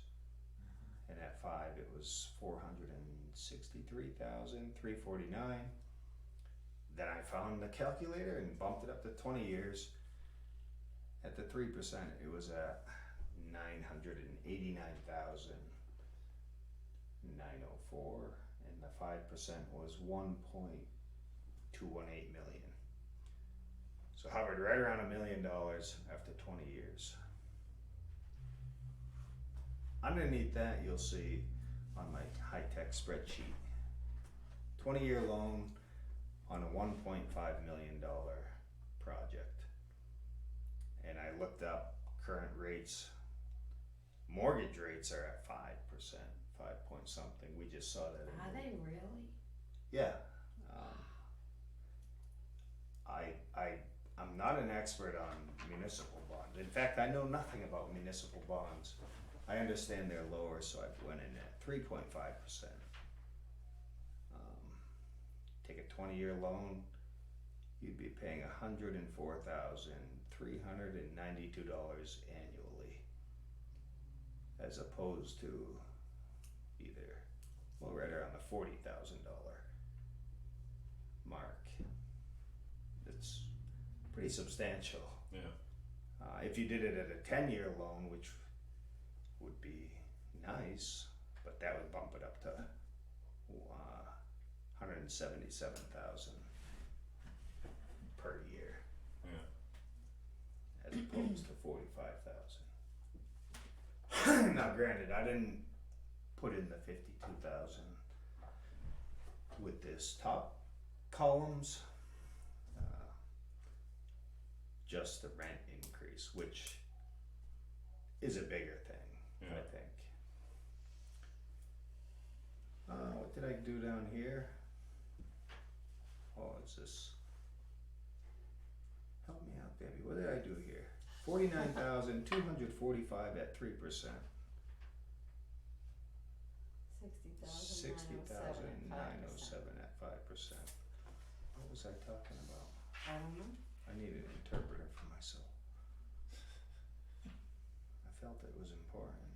Well, those 9,000. look to be pretty close to what your 10-year projections are, about Right. $5,000, Oh yeah. 3 Yeah. to 5 over each one. Or maybe you were just doing this versus this versus this. Oh yeah, this might be average cost. Yeah. That's what it was. I averaged it out. Alright. So them were my findings. And I think I also spoke to several old selectmen who were involved somewhat in the last 10 years of different PD proposals. And they pretty much agreed. There is no better bang for the buck than renting. The only thing that changes that is the psychological factor of we own it and we don't answer to a landlord. And that has value. People do that. They buy their houses because of that. My question is, with public money, do people still carry that same attitude? Or with public money, do we just want to get, and that's where I broke this down. We need this to perform a function. This is how much it'll cost annually to perform the function that we need. Fortunately, our chief is open to either way. He's happy.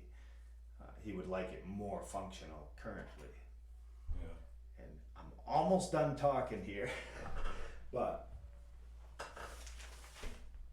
when I look at a project like this, I'm not advocating for a 20-year thing.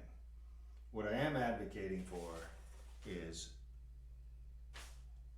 get it functional for them.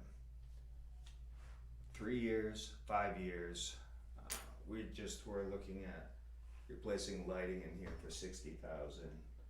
And I'm thinking for 50,000 and some extra money each year. The one issue that was cried out for years, inadequate facilities could be addressed. Yeah. So I'm happy with a short term and revisit it in 3 years.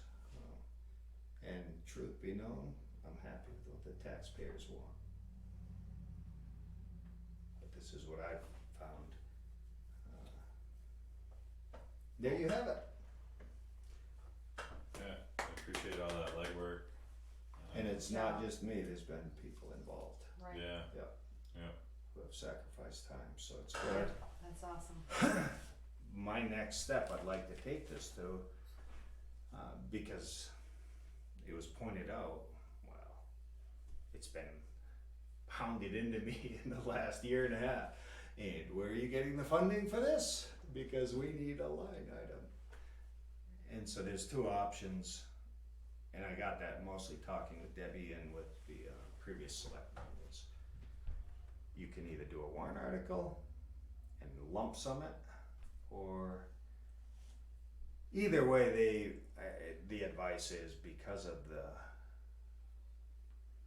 controversies that this has been in the last decade, hold a public hearing. How do you call that, a publicly noticed meeting? Like- Yeah, hold a public hearing, let people see, have Debbie do spreadsheets that people could understand instead of my chicken scratches, and let them know what we're thinking. yeah, As far as funding goes, I did talk with Jeff, the landlord. At first, he was very reluctant about financing. And then the last I spoke to him, he said, well, talking to his accountant, the accountant said, this is part of a commercial building a lot of times. It doesn't have to be, but it is part of commercial landlord in many cases, so it's not something.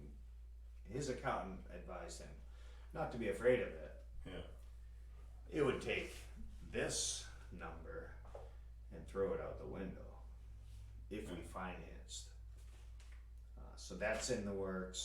well, it just becomes a part of the lease agreement An for option. over whatever term. Right. that So we- these numbers are just for rent. This is purely rent. That's not That's it. including any renovations No factored renovations. into that. Renovations Oh, okay. are right here. 52,000 with Okay. the hope of 42,000. And if we had a volunteering community, that could be cut down to 20 something. But I don't wanna push the envelope. Alright, I thought that was factoring in 50 grand. Nope, no, Okay. because I didn't know how to, I couldn't do that with the lease payments Okay, without getting messy, and gotcha. so there's a lot. Yeah. There's a lot It's of, a lot. a lot of stuff to think about. Oh, it's a lot of work, I was it's a just lot gonna of say. numbers, Yeah. that you put together that could be used in a multitude of ways, like for justification. Yeah. For, other renovations potentially, just looking at those total rent numbers.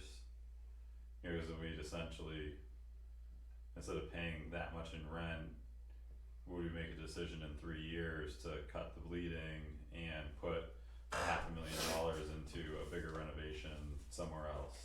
Like building 2. Yeah, And this is why I'm not really pushing this as a 20-year plan, but I would caution you that the numbers will not lie.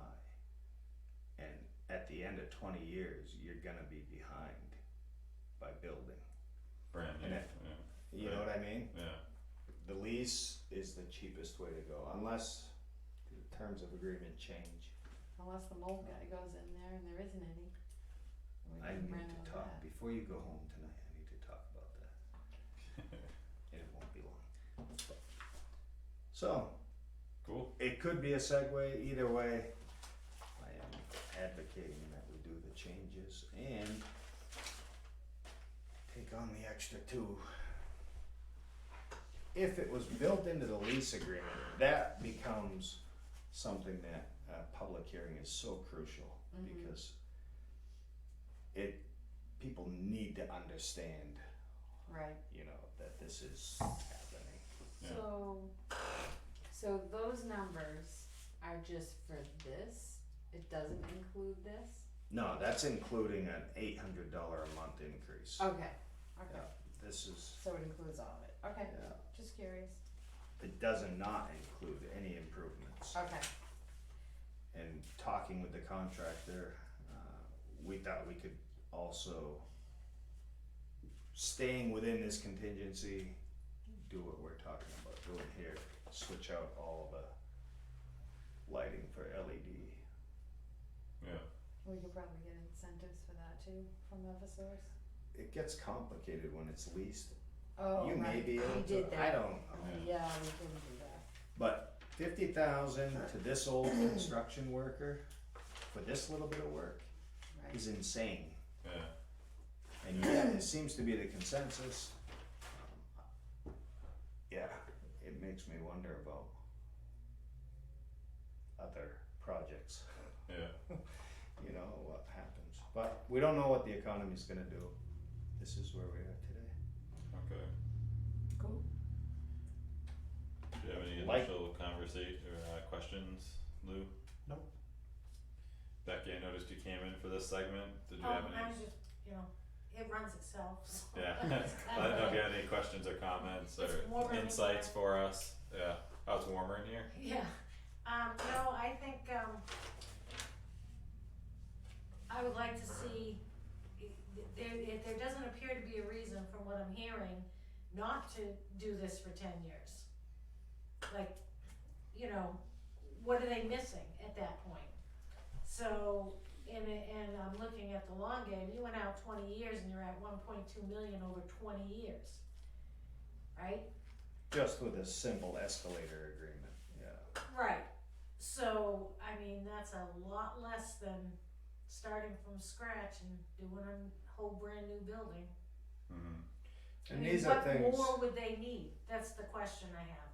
Yeah. If this is where they're at and this will be adequate, what did you anticipate changing that would make this not adequate? nothing, this is what we've come up with, and it's not finished yet. Yeah, no, I'm Matthew's- just, In fact, Matthew is planning on getting this little drawing incorporated, and he's volunteered to do a presentation on why the walls will go where they go and what kind of, answer the questions of what kind of construction and this and that, so it's really been nice to have somebody working alongside. I guess my point is that I don't see why it wouldn't be a long game, 10, 15 years. And that's not my goal in doing this, because I understand there's a lot of emotions on it. My goal is to just bring before the public the numbers. Yeah. Does it make sense for even 3 years? I can't imagine us having a building ready to go in 3 years. I can't even imagine it in 5 years. If we gave the go-ahead tomorrow, 5 years to me would be, because, you start from scratch, you have the Yeah. craftsmen and this and that. So that's how I'm really approaching it. Yeah. These are the numbers, and probably 5 year. Becky's comment made me, popped an idea into my head well, not an idea, but just, you were asking about, what are we missing, what exceptions are there? And with the growth of this town that we're seeing right now, and let's say it continues for another year or two, or maybe stagnates for a while and then starts growing again, how much does the police department need to grow at that time when that happens? And then how does it affect this as being the permanent structure? Yeah, there is no such thing as a permanent structure, is my answer to the last part of the question, but No, I mean, I guess. I get what you're saying. No, what I'm asking is, we need to get Chief Abel's input on where he thinks things might go. Well, Possibly. I don't believe that it has ever been defined how many officers we need for this town. And the rate of growth is quite slow if you look at it. We're not growing in leaps and bounds. We have over the last couple of years. Yeah, but what are you calling a leap and a bound? 200 people a year? That's Yeah, that's about right. that's That's not not a big leaps number. and You're right. bounds. You're right. So we have yet to define how many officers we should have Exactly. and what we should have for a police force. And what we have now is adequate. Well, if you look at the growth projected for New Ipswich, it doesn't come close to needing additional for years and years. And those are the projections from Southwest Regional Planning and, you know, so there's all those factors that come into play. But, it just doesn't seem, you know, look at it as more than a 3-term, even for 3 years, it's short money. It's short money For 3 years, for a fix. I agree with you. Other than that $50,000 input to. But that's, again, that's short money. You know, the $50,000, I remember, just to compare it, when we did the bridge out here, when we rebuilt that bridge, we spent, The one over by Warwick Mills? yeah. We spent $50,000 to put a top coat on, Mason Road. You know, the one going out because that was in rough shape. Well, that's been how many years, and that's still going. It needs it now, it needs work, but that stopgap measure of $50,000 held out for 7 years, I don't know how long it has been. Alright. So what I'm saying is it's pretty short money when you're talking $50,000 to be able to make a massive improvement and then see where that goes. But you really need to know where the police department is gonna go and, you know. So, if I could, I would like the board's guidance on which way to approach financing. What do you guys think would be the best way? To have the landlord build it into the lease or fund it on a one-shot bang and just pay the lease? I think the one-shot bang and pay the lease would be the best, but even if he was willing to finance it, being that we're looking to make a decision that's going to, you know, guide the department for the next, and it's been so hot topic, would it be prudent of us to hold that public hearing anyways, instead of just making a unilateral decision on it? Or, you know, if we come, like, figure out the financing of it, to not give input on something that people have had input on, you know, previously, not to come off as, well, this is what we decided to do anyways, and we renovated up top anyways, cause, you know, even though 50,000's a lot different than 1.3 million, the perception is still, we went ahead and, like, made that decision. Yeah, I agree with the know. public hearing for sure. Yeah, I'm just to get looking- information. But I'm looking at what to present at a public hearing. Do we present it as a warrant article? And if we do present it as a warrant article, that means that nothing happens until Next March, next if March. the budget passes, if that question. Chief says, well, if that's the direction we have to go, then that's what it is, but, and I guess I have to say the same. If we were able to, I don't know if there's another way of financing it besides having the landlord do it. I'm not a fan of moving numbers willy-nilly in the budget. I haven't been involved in the process enough to be comfortable with that. So there are places that do municipal loans. There's But I don't think we bonds. need to, like, the loan aspect. Well, then The you feeling pay that I'm getting is interest. that something that you feel like you could move forward on now, like if we were able to Yeah. renegotiate the lease and just do Yeah. that now. The space what- is And what available. I'm cautioning against is making, this board making a decision like that without. Oh no, and I'm not asking for Yeah. that at all right now. Yeah, I'm asking for the board's opinion on which way should we approach it with a public hearing. Should we ask them if we should we try and sell that? cause if you put that 50,000 into that, you're paying interest on that 50,000. That's right, yeah. So then we're Current rates. throwing more money away, and Right. 50,000 isn't a lot per taxpayer in town. You're like, Mhm. that additional 50,000 isn't monumental, it's not gonna impact the tax rate greatly, a penny, right, something like Probably that. less than a penny per Yeah, thousand. that may well be, however, when you factor in interest, Mm. you know, I don't know what kind of interest. I would look at the municipal loans, you might be surprised. Right, Really? yeah, they have like, they were just doing like 1.5%. But you can do a municipal loan for a short term, Right, but then if you put it on the warrant article and it doesn't pass, then you're in trouble. You're in trouble, but if we hold a public hearing and get the public's input on the idea of a municipal loan, would that be? And not do a warrant article. well, a public hearing is to get public input, there's no reason why you don't present the three concepts. The lease, the owner lease, the warrant article straight out, or find out about a municipal loan, it may not be feasible, but find out about a municipal loan and say, what do people think? And then, It's where you get your input, that's why it's public hearing, you Yeah. know, they can, That's what I thought unfortunately, you were Sean, saying. then we have to make a decision.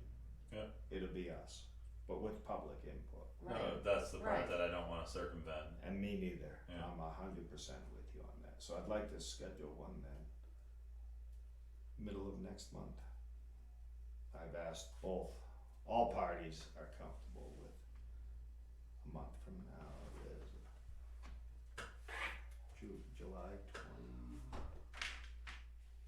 so a lot of people go away in the summer, I don't know.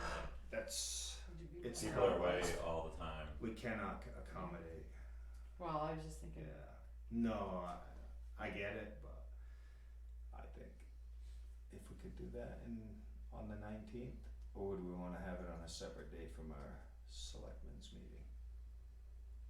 No, the selectmen's meeting night is good, or you want to put it in the paper? it's just so mixed, cause then you get into, you throw in the weekend, somebody's gonna, like, a percentage of people are gonna miss it either way.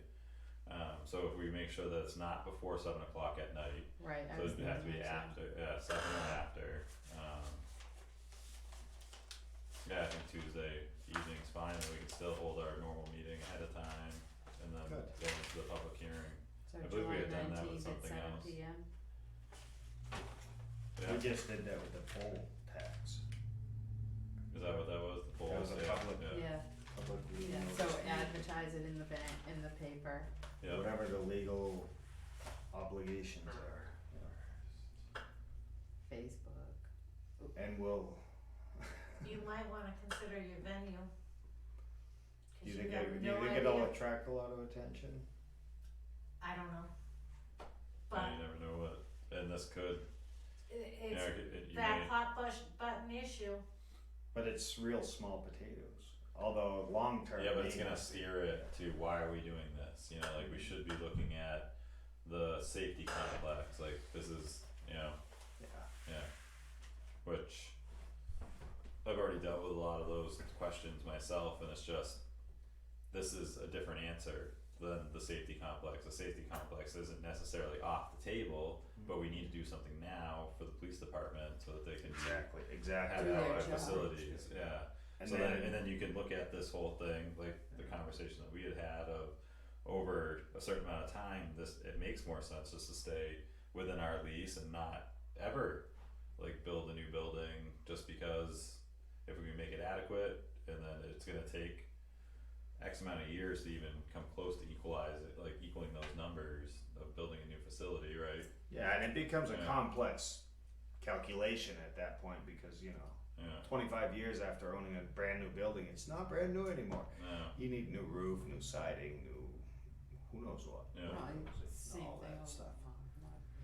but that's good, buys us a little bit of time. Yeah. It's in support of Chief Abel and his officers and the department that he's building right now. Yeah. And in order to keep, you know, good recruits coming in and, you know, have them do their job safely. It is $50,000 is a small investment, Mm-hmm. whether the building's owned or leased. Right, Cause at the end of the day, it comes down to their safety and their ability to perform their duty. So, is the 19th, is that enough notice. Before we go with the 19th, do we have, supposedly somebody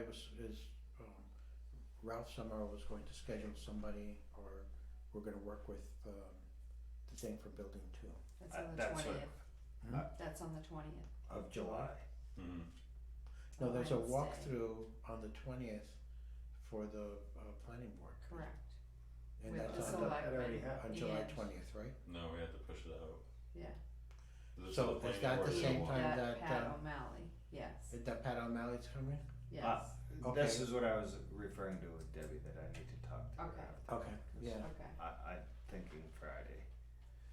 But the two really Set it up. don't have anything to You do could with give each other, notice cause they're, that just, it's separate Two subject matter. I understand that, but what you're looking for on July 19th, which is the day before that walkthrough, is, for the town people to approve $50,000 towards renovations there. Mhm. So I would say if you held that off for another 2 or 3 weeks, you might get a better idea of what it would cost to, or what kind of money that, O'Malley's talking about. Well, renovating building 2 is not gonna be anywhere close to $50,000, that's why that's the long-term potential. You know, like full renovation of that, but this is the here and now of, you know, providing adequate facilities for our police department. So it really doesn't. I don't it's, think it's it'll not a, it's impact not an people. or. apples Yeah. and oranges. We need at the very least a short-term fix, so they can do their jobs. That could be potentially a long-term thing. Building 2 is a long-term thing, but nothing's gonna be able to be done, even if the town approved it and whatever. They're not gonna be able to get in there for another 2, 3, 4, 5 years, who we don't know. So they have to be able to work out of there. So this 50K is gonna Well, like you said, we do don't know, this now, yeah, we don't know how long it is. No. but we don't know if the people are gonna wanna do it. That's what we have to, we can't say, oh, there's- forget there's about that, many- because this is definitely I'm gonna not, pass. I'm not saying forget about it, I'm just saying delay, that meeting on the 19th until that walkthrough happens and Why? we get a bit of, some feedback, that's all. But there's nothing, it's two separate, right? Mm. Am I wrong? I Fine, believe that's two separate issues, Jay. do Yeah, whatever I you don't, want, I do don't whatever feel you it, want. well, I don't feel like it would impact. But waiting the additional few weeks, Could, and that pushes us right into September, and then losing track of this again, right. you know, until after the first of the year. Fine, Good luck trying to Don't lose track of it. No, We have the pit bull I on have it. too much invested. that's good. Anyways, So I guess the noticing requirements. Yep. Is that fits within Yeah, the guide? okay. So is this one just like a 1 week's notice, or? Cause I think that other one required 45-day notice. Oh, that was the auction. That's a whole different ballgame. Okay, Yeah, no, you don't need that long. I think is it 14 days? alright, yeah, so you can just take a look at it. Off the top For of my head, I can't remember, I think they it's- change them all the time, Yeah. you know, I think it's- different things, different Yeah. days. I think So, it's 14. so check this one before Yeah. we book it. And then we'll have to figure out how we're gonna word it. Yep. Okay, alright, well, thank you for your time. thank you for all you had. Yeah. That's good. Very good, Jason. You got Mr. I Talbot. look forward to plans that match each other. Yeah, well, I have no doubt it's coming. He's excited to be a part of Oh, this thank you. process, Okay. so it's been You wanna keep that? really a good experience. If you don't want it, I can get another, that's not a problem. Do you want that list of numbers then? yeah, that'd be great, thank you. I like information. Alright, so That was that. we'll get back into old and new business. I'm good. You're all set? Mm-hmm. Alright. Lou, did you have anything tonight? Yeah, Peter had requested an updated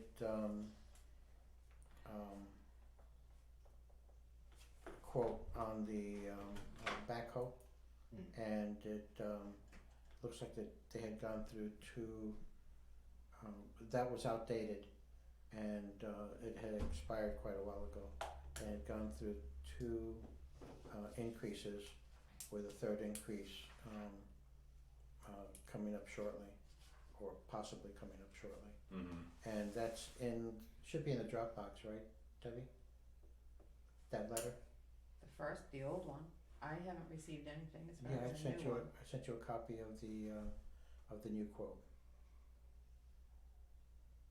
Did we do that last week, Yes, possibly? Then it's in last week's Dropbox. okay. So you might wanna pull that up, and I believe it was something like $22,000 more. And there was a drop of $10,000 on the value of the other backhoe, the John Deere that we have. So, I'd like you to just review that as compared to the old one. And, my gut feel, I haven't talked to Peter, obviously, cause he's out on vacation. Mm-hmm. But, it might be worthwhile to if we do continue with that, to actually sell the old backhoe ourselves, because they're only offering us $30,000, so as a trade-in instead of the $40,000 that they did before. Okay, so it was 30,000, yeah, okay. Okay. And Alright, what did the price do? Do you recall? It comes out $151,000, $152,000, something like that. I forget. I don't have a copy So, of it. and what was it, a couple months ago, It was 130? 130 something, So we've lost 20,000. 20,000 by waiting. Mm-hmm. And 10 of it was because they said they'd give us 40 for they did their math wrong, so he called to check on, did you add wrong, or were you trying to, so they had originally said they'd give us 40 for the truck, Yeah. for the old one. Yeah. And they did their math wrong and added it as 30, Yeah. so they Oh. changed it to, then they said they'd only give us 30,000 for it, not 40. mhm. And then the price went up, you know, from the two increases. So is this something that you wanna bring up next week and take a look Well, at? I think need to talk to Peter, and today's the 19th He won't be back till the 5th. until the 5th. So whatever July 5th is on Tuesday. I don't know that he would make up his mind about what we wanna do even by the 5th. But I think we need to talk to him Alright, and see what he so before we put it on the Uh, schedule, if you could get an updated, like, cause there's that potential third increase, and if we're looking at a couple weeks out, or a few weeks out on this, just get an updated, like, quote. I have an updated quote. No, a newer one, cause you said a third increase is looming. It's yeah, but I had him also give us 60 days of locked in price, Okay, and that's in that letter. alright,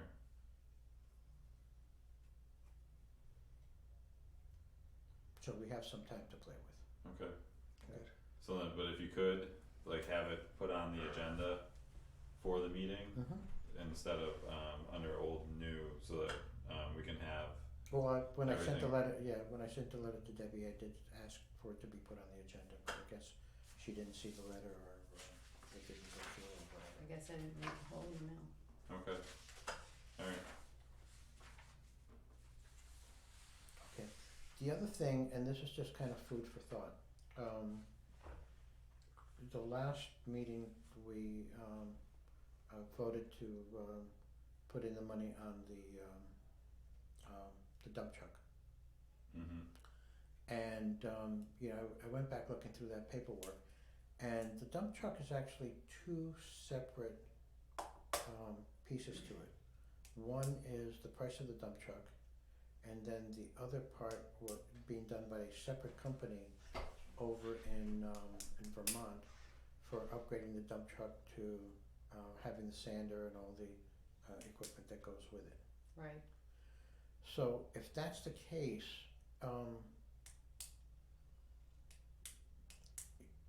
I don't know, and I was going to ask, after talking here, if it's possible that we take the dump truck itself out of the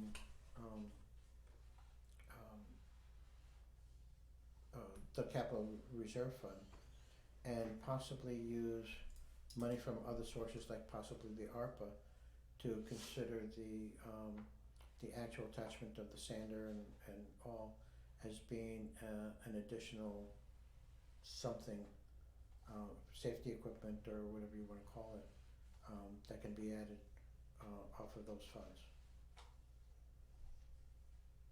And I'd like to just find out if you could research that a little bit. I know you're really busy, but we've got a few weeks, if you find some free time. If we can use ARPA money for that, For the, yes, we can. for adding, I don't have to research it, yes, we can. okay. So that means that, that the, you're gonna love this, that there's an extra $60,000 available in the capital reserve fund from the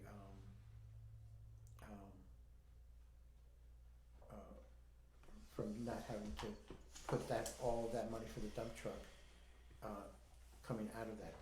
The price of the dump truck itself was like $62,400, and then the price of the sanding equipment and the labor to put it in and all of that was another $64,200.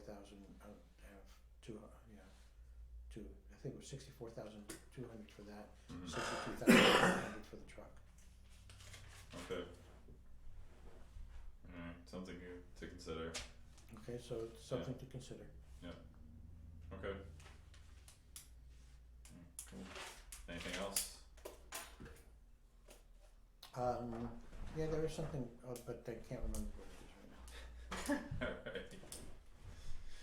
Did I already ask you if you had anything for old news? Oh, I'm sorry. I just remembered. Too late, you missed your spot. Okay, never mind. Kidding. What do you got? Did Cindy Summer reach out to you? Yes, Okay, that was it? that was it. Okay. Jason? Yeah, I had a couple. Last week we received a letter regarding the tea house, or maybe it was even the week before. And I haven't heard anything. There was a group of residents who wanted a cease and desist order placed on the operations of that business, and I'm wondering whatever happened with it. I have been in touch with the residents. What's that? I have been in touch with the residents Okay. who were complaining about that, and they are aware of kind of where we're at right now. That Who we are is? working on it, the residents. Okay. So we're trying to have a public, did we schedule it?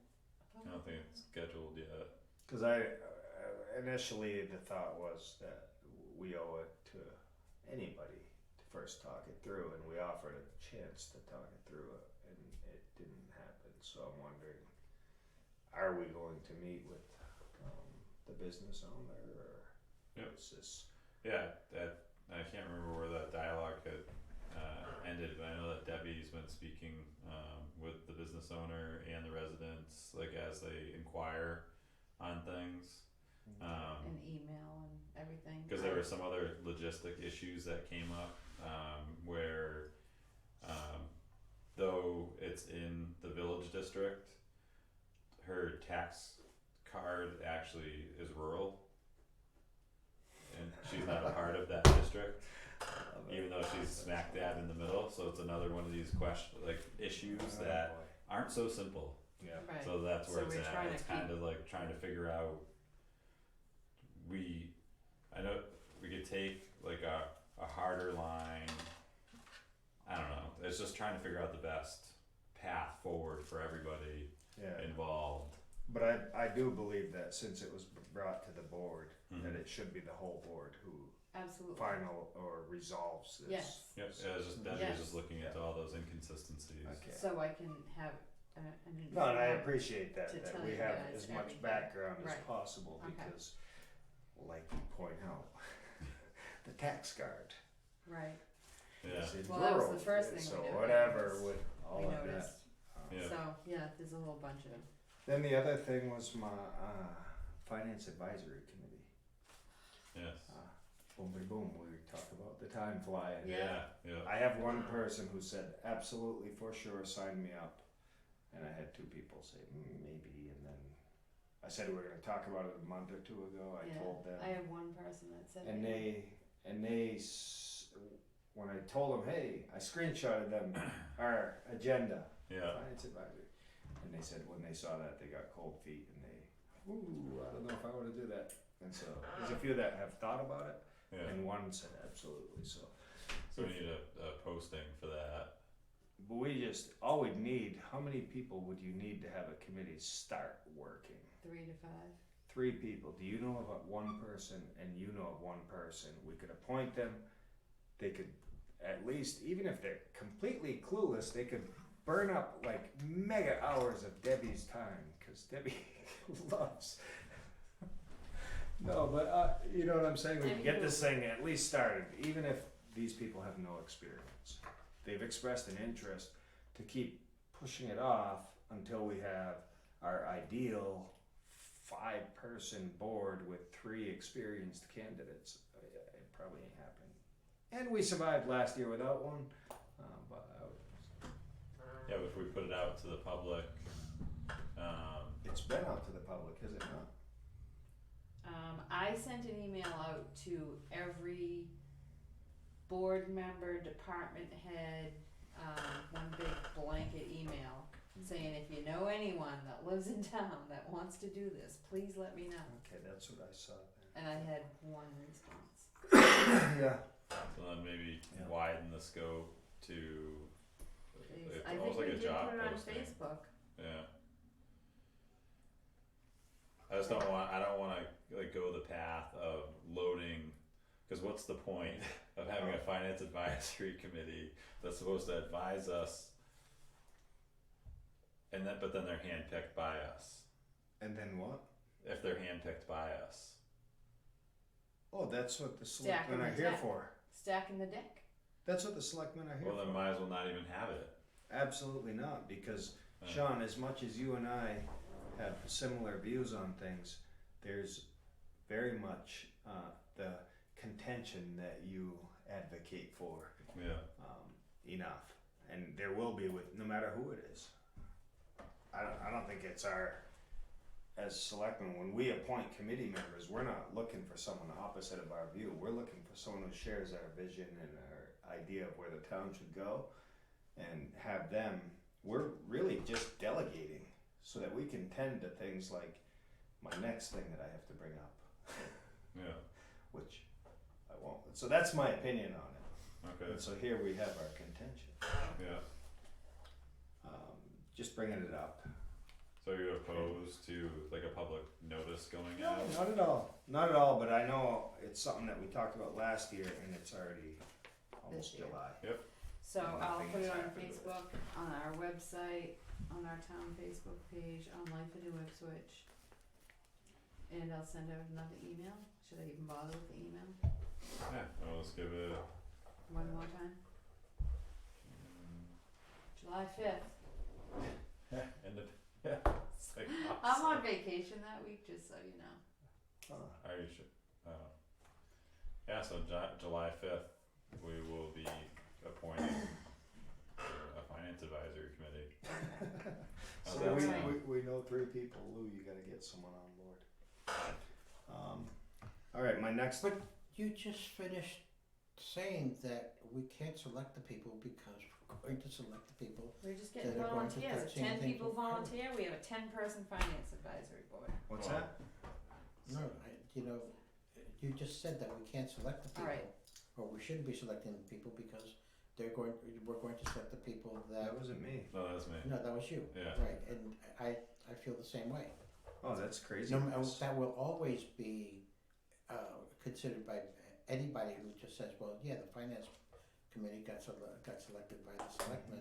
And so, of course, they're going to be, So now we're giving it 2 weeks, so there's gonna be Yes. postings that go out. The whole notifications idea, blasted Lou, out to the community. That's the idea of Do we have making a all of this work, because right now we're working with a conservation commission, a heritage commission, who have members who are appointed by other select boards. So it's kind of temporary. It helps us push our vision forward for the town. To go and appoint people who absolutely oppose you is, in my mind, that's just ludicrous. Because You're right. you're gonna have somebody sitting in your chair who has an opposite view of you soon enough. yeah, So, anyways, if we, I don't know, does that make sense to you, or? well, you're absolutely right. I mean, we want somebody, but it can't be blatantly obvious that it's somebody who's going to vote the way we want them to. Oh, yes, I'm it not- should be. Well, no, so this is a melding of the In two. any case. So I'm not trying to get away from that aspect, because I agree with what you're saying, but drawing off a bigger pool in questioning someone that you maybe don't know, Mhm. that has some type of financial background or would be a better candidate, Yeah. but would still carry that same vision forward. You know, so it'd be better to draw off of 20 potential candidates versus, hey, my brother or my My buddy. my buddy wants Yeah. to do this and has no knowledge whatsoever, but by golly, everything's gonna be no's. You know what I mean? Good. Like that's but it's not Right, that's productive. not what you're Yeah, looking, that's not well, what you're looking for. Sean, I mean, ideally, you're gonna get your 20 candidates, and you're gonna find somebody who shares your vision, who you didn't know about, but whatever, whether you knew them or not. We'll be lucky to You get certainly- 3 candidates, I so. agree I with know, that, and 20 was hopes. and The idea is to have greater involvement from more of the community Correct. versus keeping doors shut and then just ushering in that's why I want. people. That's why I want a finance advisory committee, and I am unashamed to say I would like them to share our Forward-thinking vision. thinking and And- our philosophies, because it just brings a harmony for a short amount of time. And I would like to see it expanded out to 5. And 3's minimum, of course, but I think I Well, if you wasn't, get 5 people, if we can get we 5 might have a people, 5-person board. I simply been bring my it time. up so it doesn't disappear, and I know it's something that you believe strongly in as Yeah. well, and I'm sure you've Mhm. served on, have you served on a finance advisory committee? oh no, Oh, okay. Oh, But if it's okay, I'd like to move to the next thing, which is a real important item, I think. Yeah. We had the cemetery, well, they had the cemetery trustees meeting at the Smithville Cemetery last night. And that was the first one since I've been appointed as liaison. And after our meeting with the state, you might recall walking back to the car with our attorney, I asked him point blank, does this mean that legally there's 2 families in town whose spouses were not buried where they were with their spouse? with their spouse, yeah. Does this mean that they can be moved back to where they're supposed to be? And do you remember hearing the attorney say yes? That's what they said. You recall that? No, I wasn't there Oh, you for weren't? that walkthrough, Mhm. that was gone. Yeah, it wasn't. But Andrew told me about that today at lunch. Well, Andrew's going off of what I'm saying. Okay. Yeah, no, that he said you could take it that way. Mm-mm. Well, we don't have anything But in it writing, hasn't been and that's finalized yet, so we can't do anything. No. I asked him specifically, is that verbal Mhm. acknowledgement or permission, is that legally binding? And he said, yes, it is. There's witnesses, he said, and I'm not asking about, what's our chart thing look like? All them colored graves Yeah. that were in question and this and that. I'm not asking about that. Big word there. Becky just went to get it.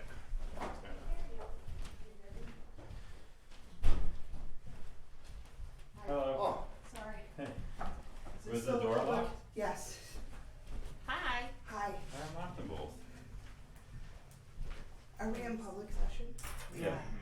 You wouldn't be in here if we weren't. This is live TV, you should be forewarned. Yeah. We should have that on, That's fine. I was in the middle of,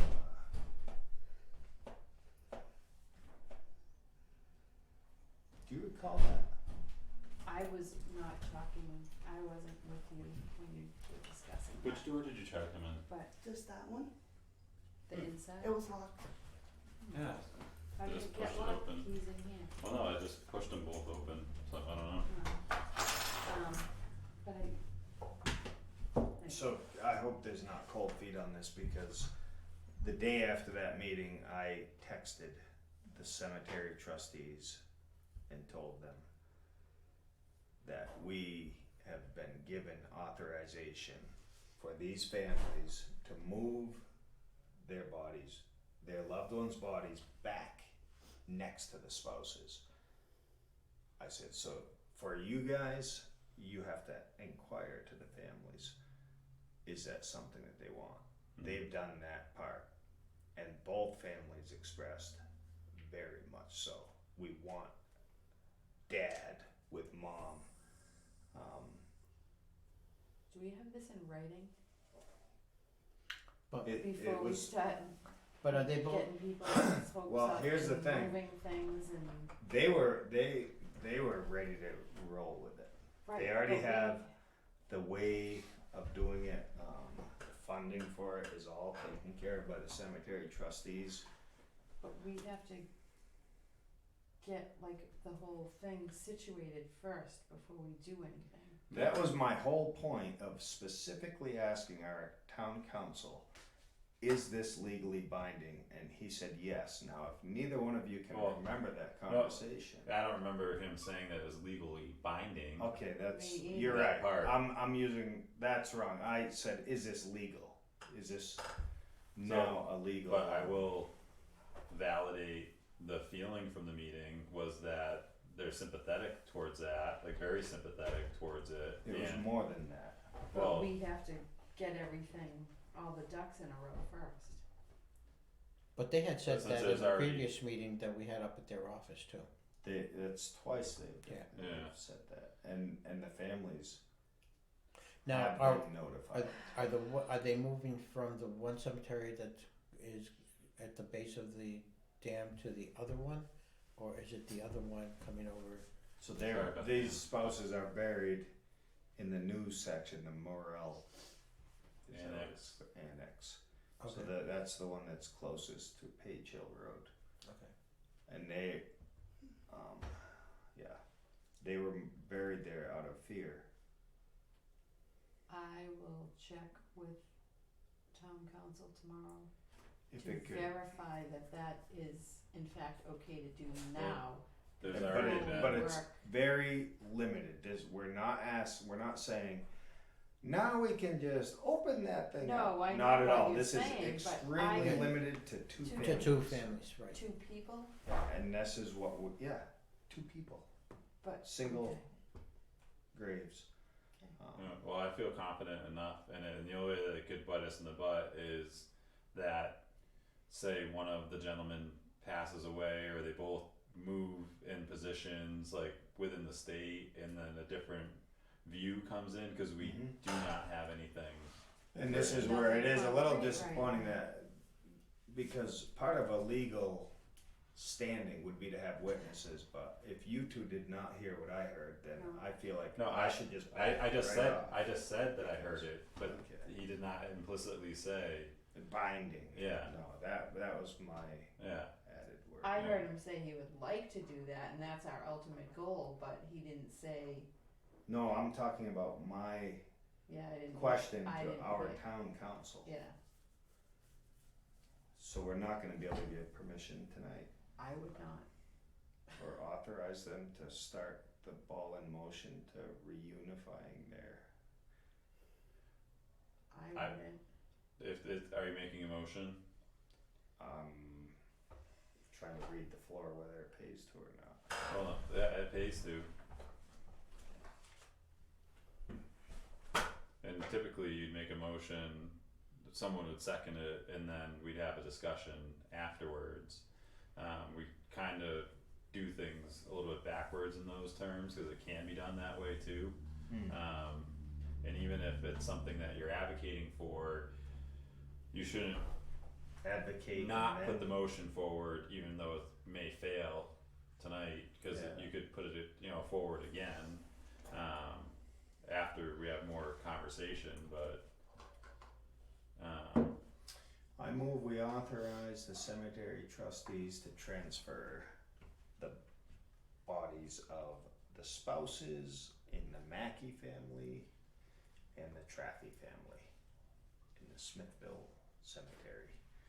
From, how long do I gotta go? From the Merrill Annex to their original plots that they purchased. is there a second? I'll second it.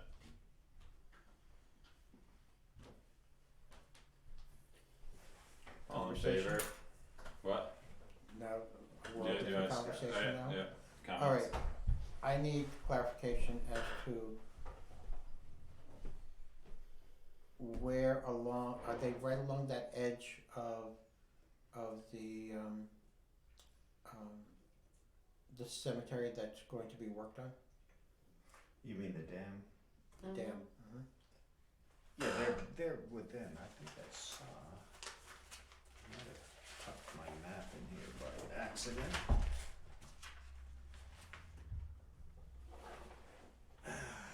I'm still trying to write down your whole motion. I know, that was a long one, I don't know how else From to the do Merrill it, because I section don't to- want it to be interpreted as From the moral and. From the Moral Moral Annex. Annex. Yeah, into To- the easement area. And this is based on, 2 meetings, two or the main- feelings. The location of their spouses. Yeah, Yeah, I know where they're talking I saw that little map, but it is in the, So is that the part that's going to be torn up at some point? there's no tearing up of anywhere where graves are to act as of our last meeting. yeah, The they state won't may need to change impact the cemetery. Oh, At okay, all. because I remember one of the conversations we had when we were talking about it up at the other site was that they could put some steel plates down to protect all that. the, This the is grave sites really as not a much. need, That was all the But now- hypothetical, Okay, yeah, yeah. but now I saw afterwards that there were like 3 quotes out to how much the town, what it would cost. There were 3 scenarios to the whole repair thing. Yeah. Was a decision ever made about which scenario we were going to accept? about. Isn't that all No. non-public? what's that? Isn't that whole thing non-public right now? We've Um, never had a public meeting because it's always been with the attorney. Yeah, it may be best to keep it that way because nothing is set in stone. Well, No, I'm it's all out saying, there now. well, Not the details, but I mean, no, but the gist of the meeting, I guess, Mm-hmm. has been that. yeah, so with all there's only been one estimate of cost that I've seen, from the state perspective, and they haven't, raised that yet, like to, the higher construction costs that are current day and then ever changing. So the tone was that they wanted to get this all worked out so that they wouldn't have to, like potentially raise that amount. Okay, because. Or the trade-offs, like that whole aspect hasn't been worked out yet. Okay. There Because are I remember- details that are, After that meeting, there was some email that came through with 3 scenarios and 3 separate costs. So I don't recall that. okay, hopefully them things are gonna be on our plate again very quickly, right? But the general tone was that they did not want to have family members away from True. Right, each other, but it was on a necessity basis. And we couldn't sell new plots to new families Correct. in those areas to create a necessity. And that was the one thing I was impressed with at the meeting that we had up at the lawyer's office, Mhm. was that they were very amenable to, Yeah. right, to the idea of keeping the families together. It has been Oh, yeah. very, Yeah. yeah, it's been I very think it's been a good thing. good working with Yeah. them. Mhm. And I'm not approaching this as, hey, they gave us their little figure, let's yank their whole arm off. I'm not No. approaching it that way, that I wanna Right. grab whatever I can.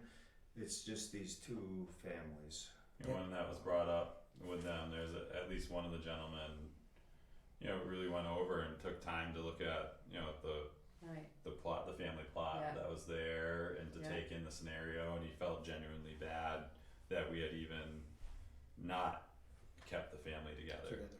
Yeah, so that's why I'd feel comfortable just remembering that tone from him, and he was one of the key people in this whole thing. Yeah. And again, it's not my intention to try and get away with Mhm. as much as possible. Mhm. No, But rather, it's really a humanitarian thing Oh, to me. no, totally I agree with you. agree 100,000%, Yeah. however, I'm not the board, so.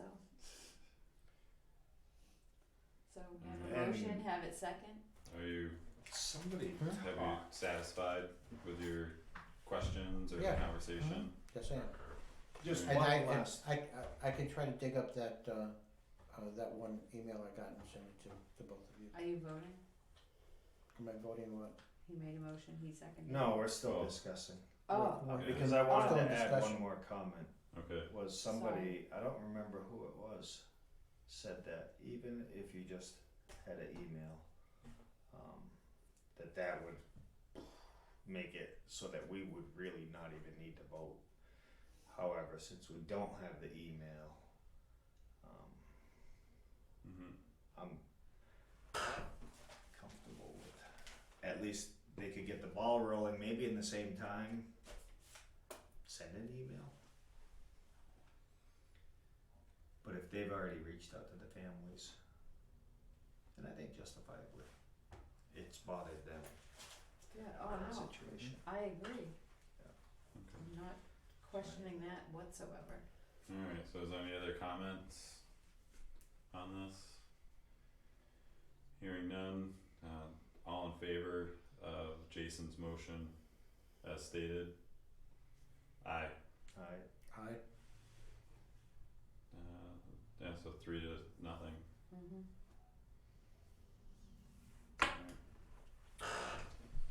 Thank you, Jay, for keeping track of Okay. that too. that was it. Other than that, the meeting went really, it was encouraging Okay, to see the group of cemetery trustees there. I think they're on an awesome path. I actually, that's good, I've been talking a lot with them, Have you? all of them, yeah. So it's good. cause there was one piece, that the state was looking for from us. Like as And far they as said they valuation. I they've asked- counted up. I asked Bernie for that Okay, so they're working on that? yesterday, yeah, Cause it's our end almost at this point that would Right. be holding Is up. it really? Yeah, yeah, Ooh, this is bad. yeah, I Let's told get him. to work. yeah, cause if we would've had that over to them in a week, they might have had something turned around already, Right. so, Just cost us $20,000 on tobacco now. okay, Yeah. All right. Thank you. alright, Ms. Tatro, I'd like to ask for a non-public, a non-public, yes. And if we could do it as soon as possible. okay, I'm sorry, Becky, I'm gonna draw on your your prior knowledge on this, what would be appropriate, should I have a quick conversation with, You need to know what the reason is, Personnel, so in that case, you can do whatever you please. okay. I don't have where that falls under, Are you going to, go back to public session after? I had a few things, but I can ask Debbie offline on it, cause it has to do with her updates and things, so, yeah, no, we'll close the meeting out after this. Okay. Alright, So, C. alright, I'll make a motion to go into non-public under Give 92. me a minute.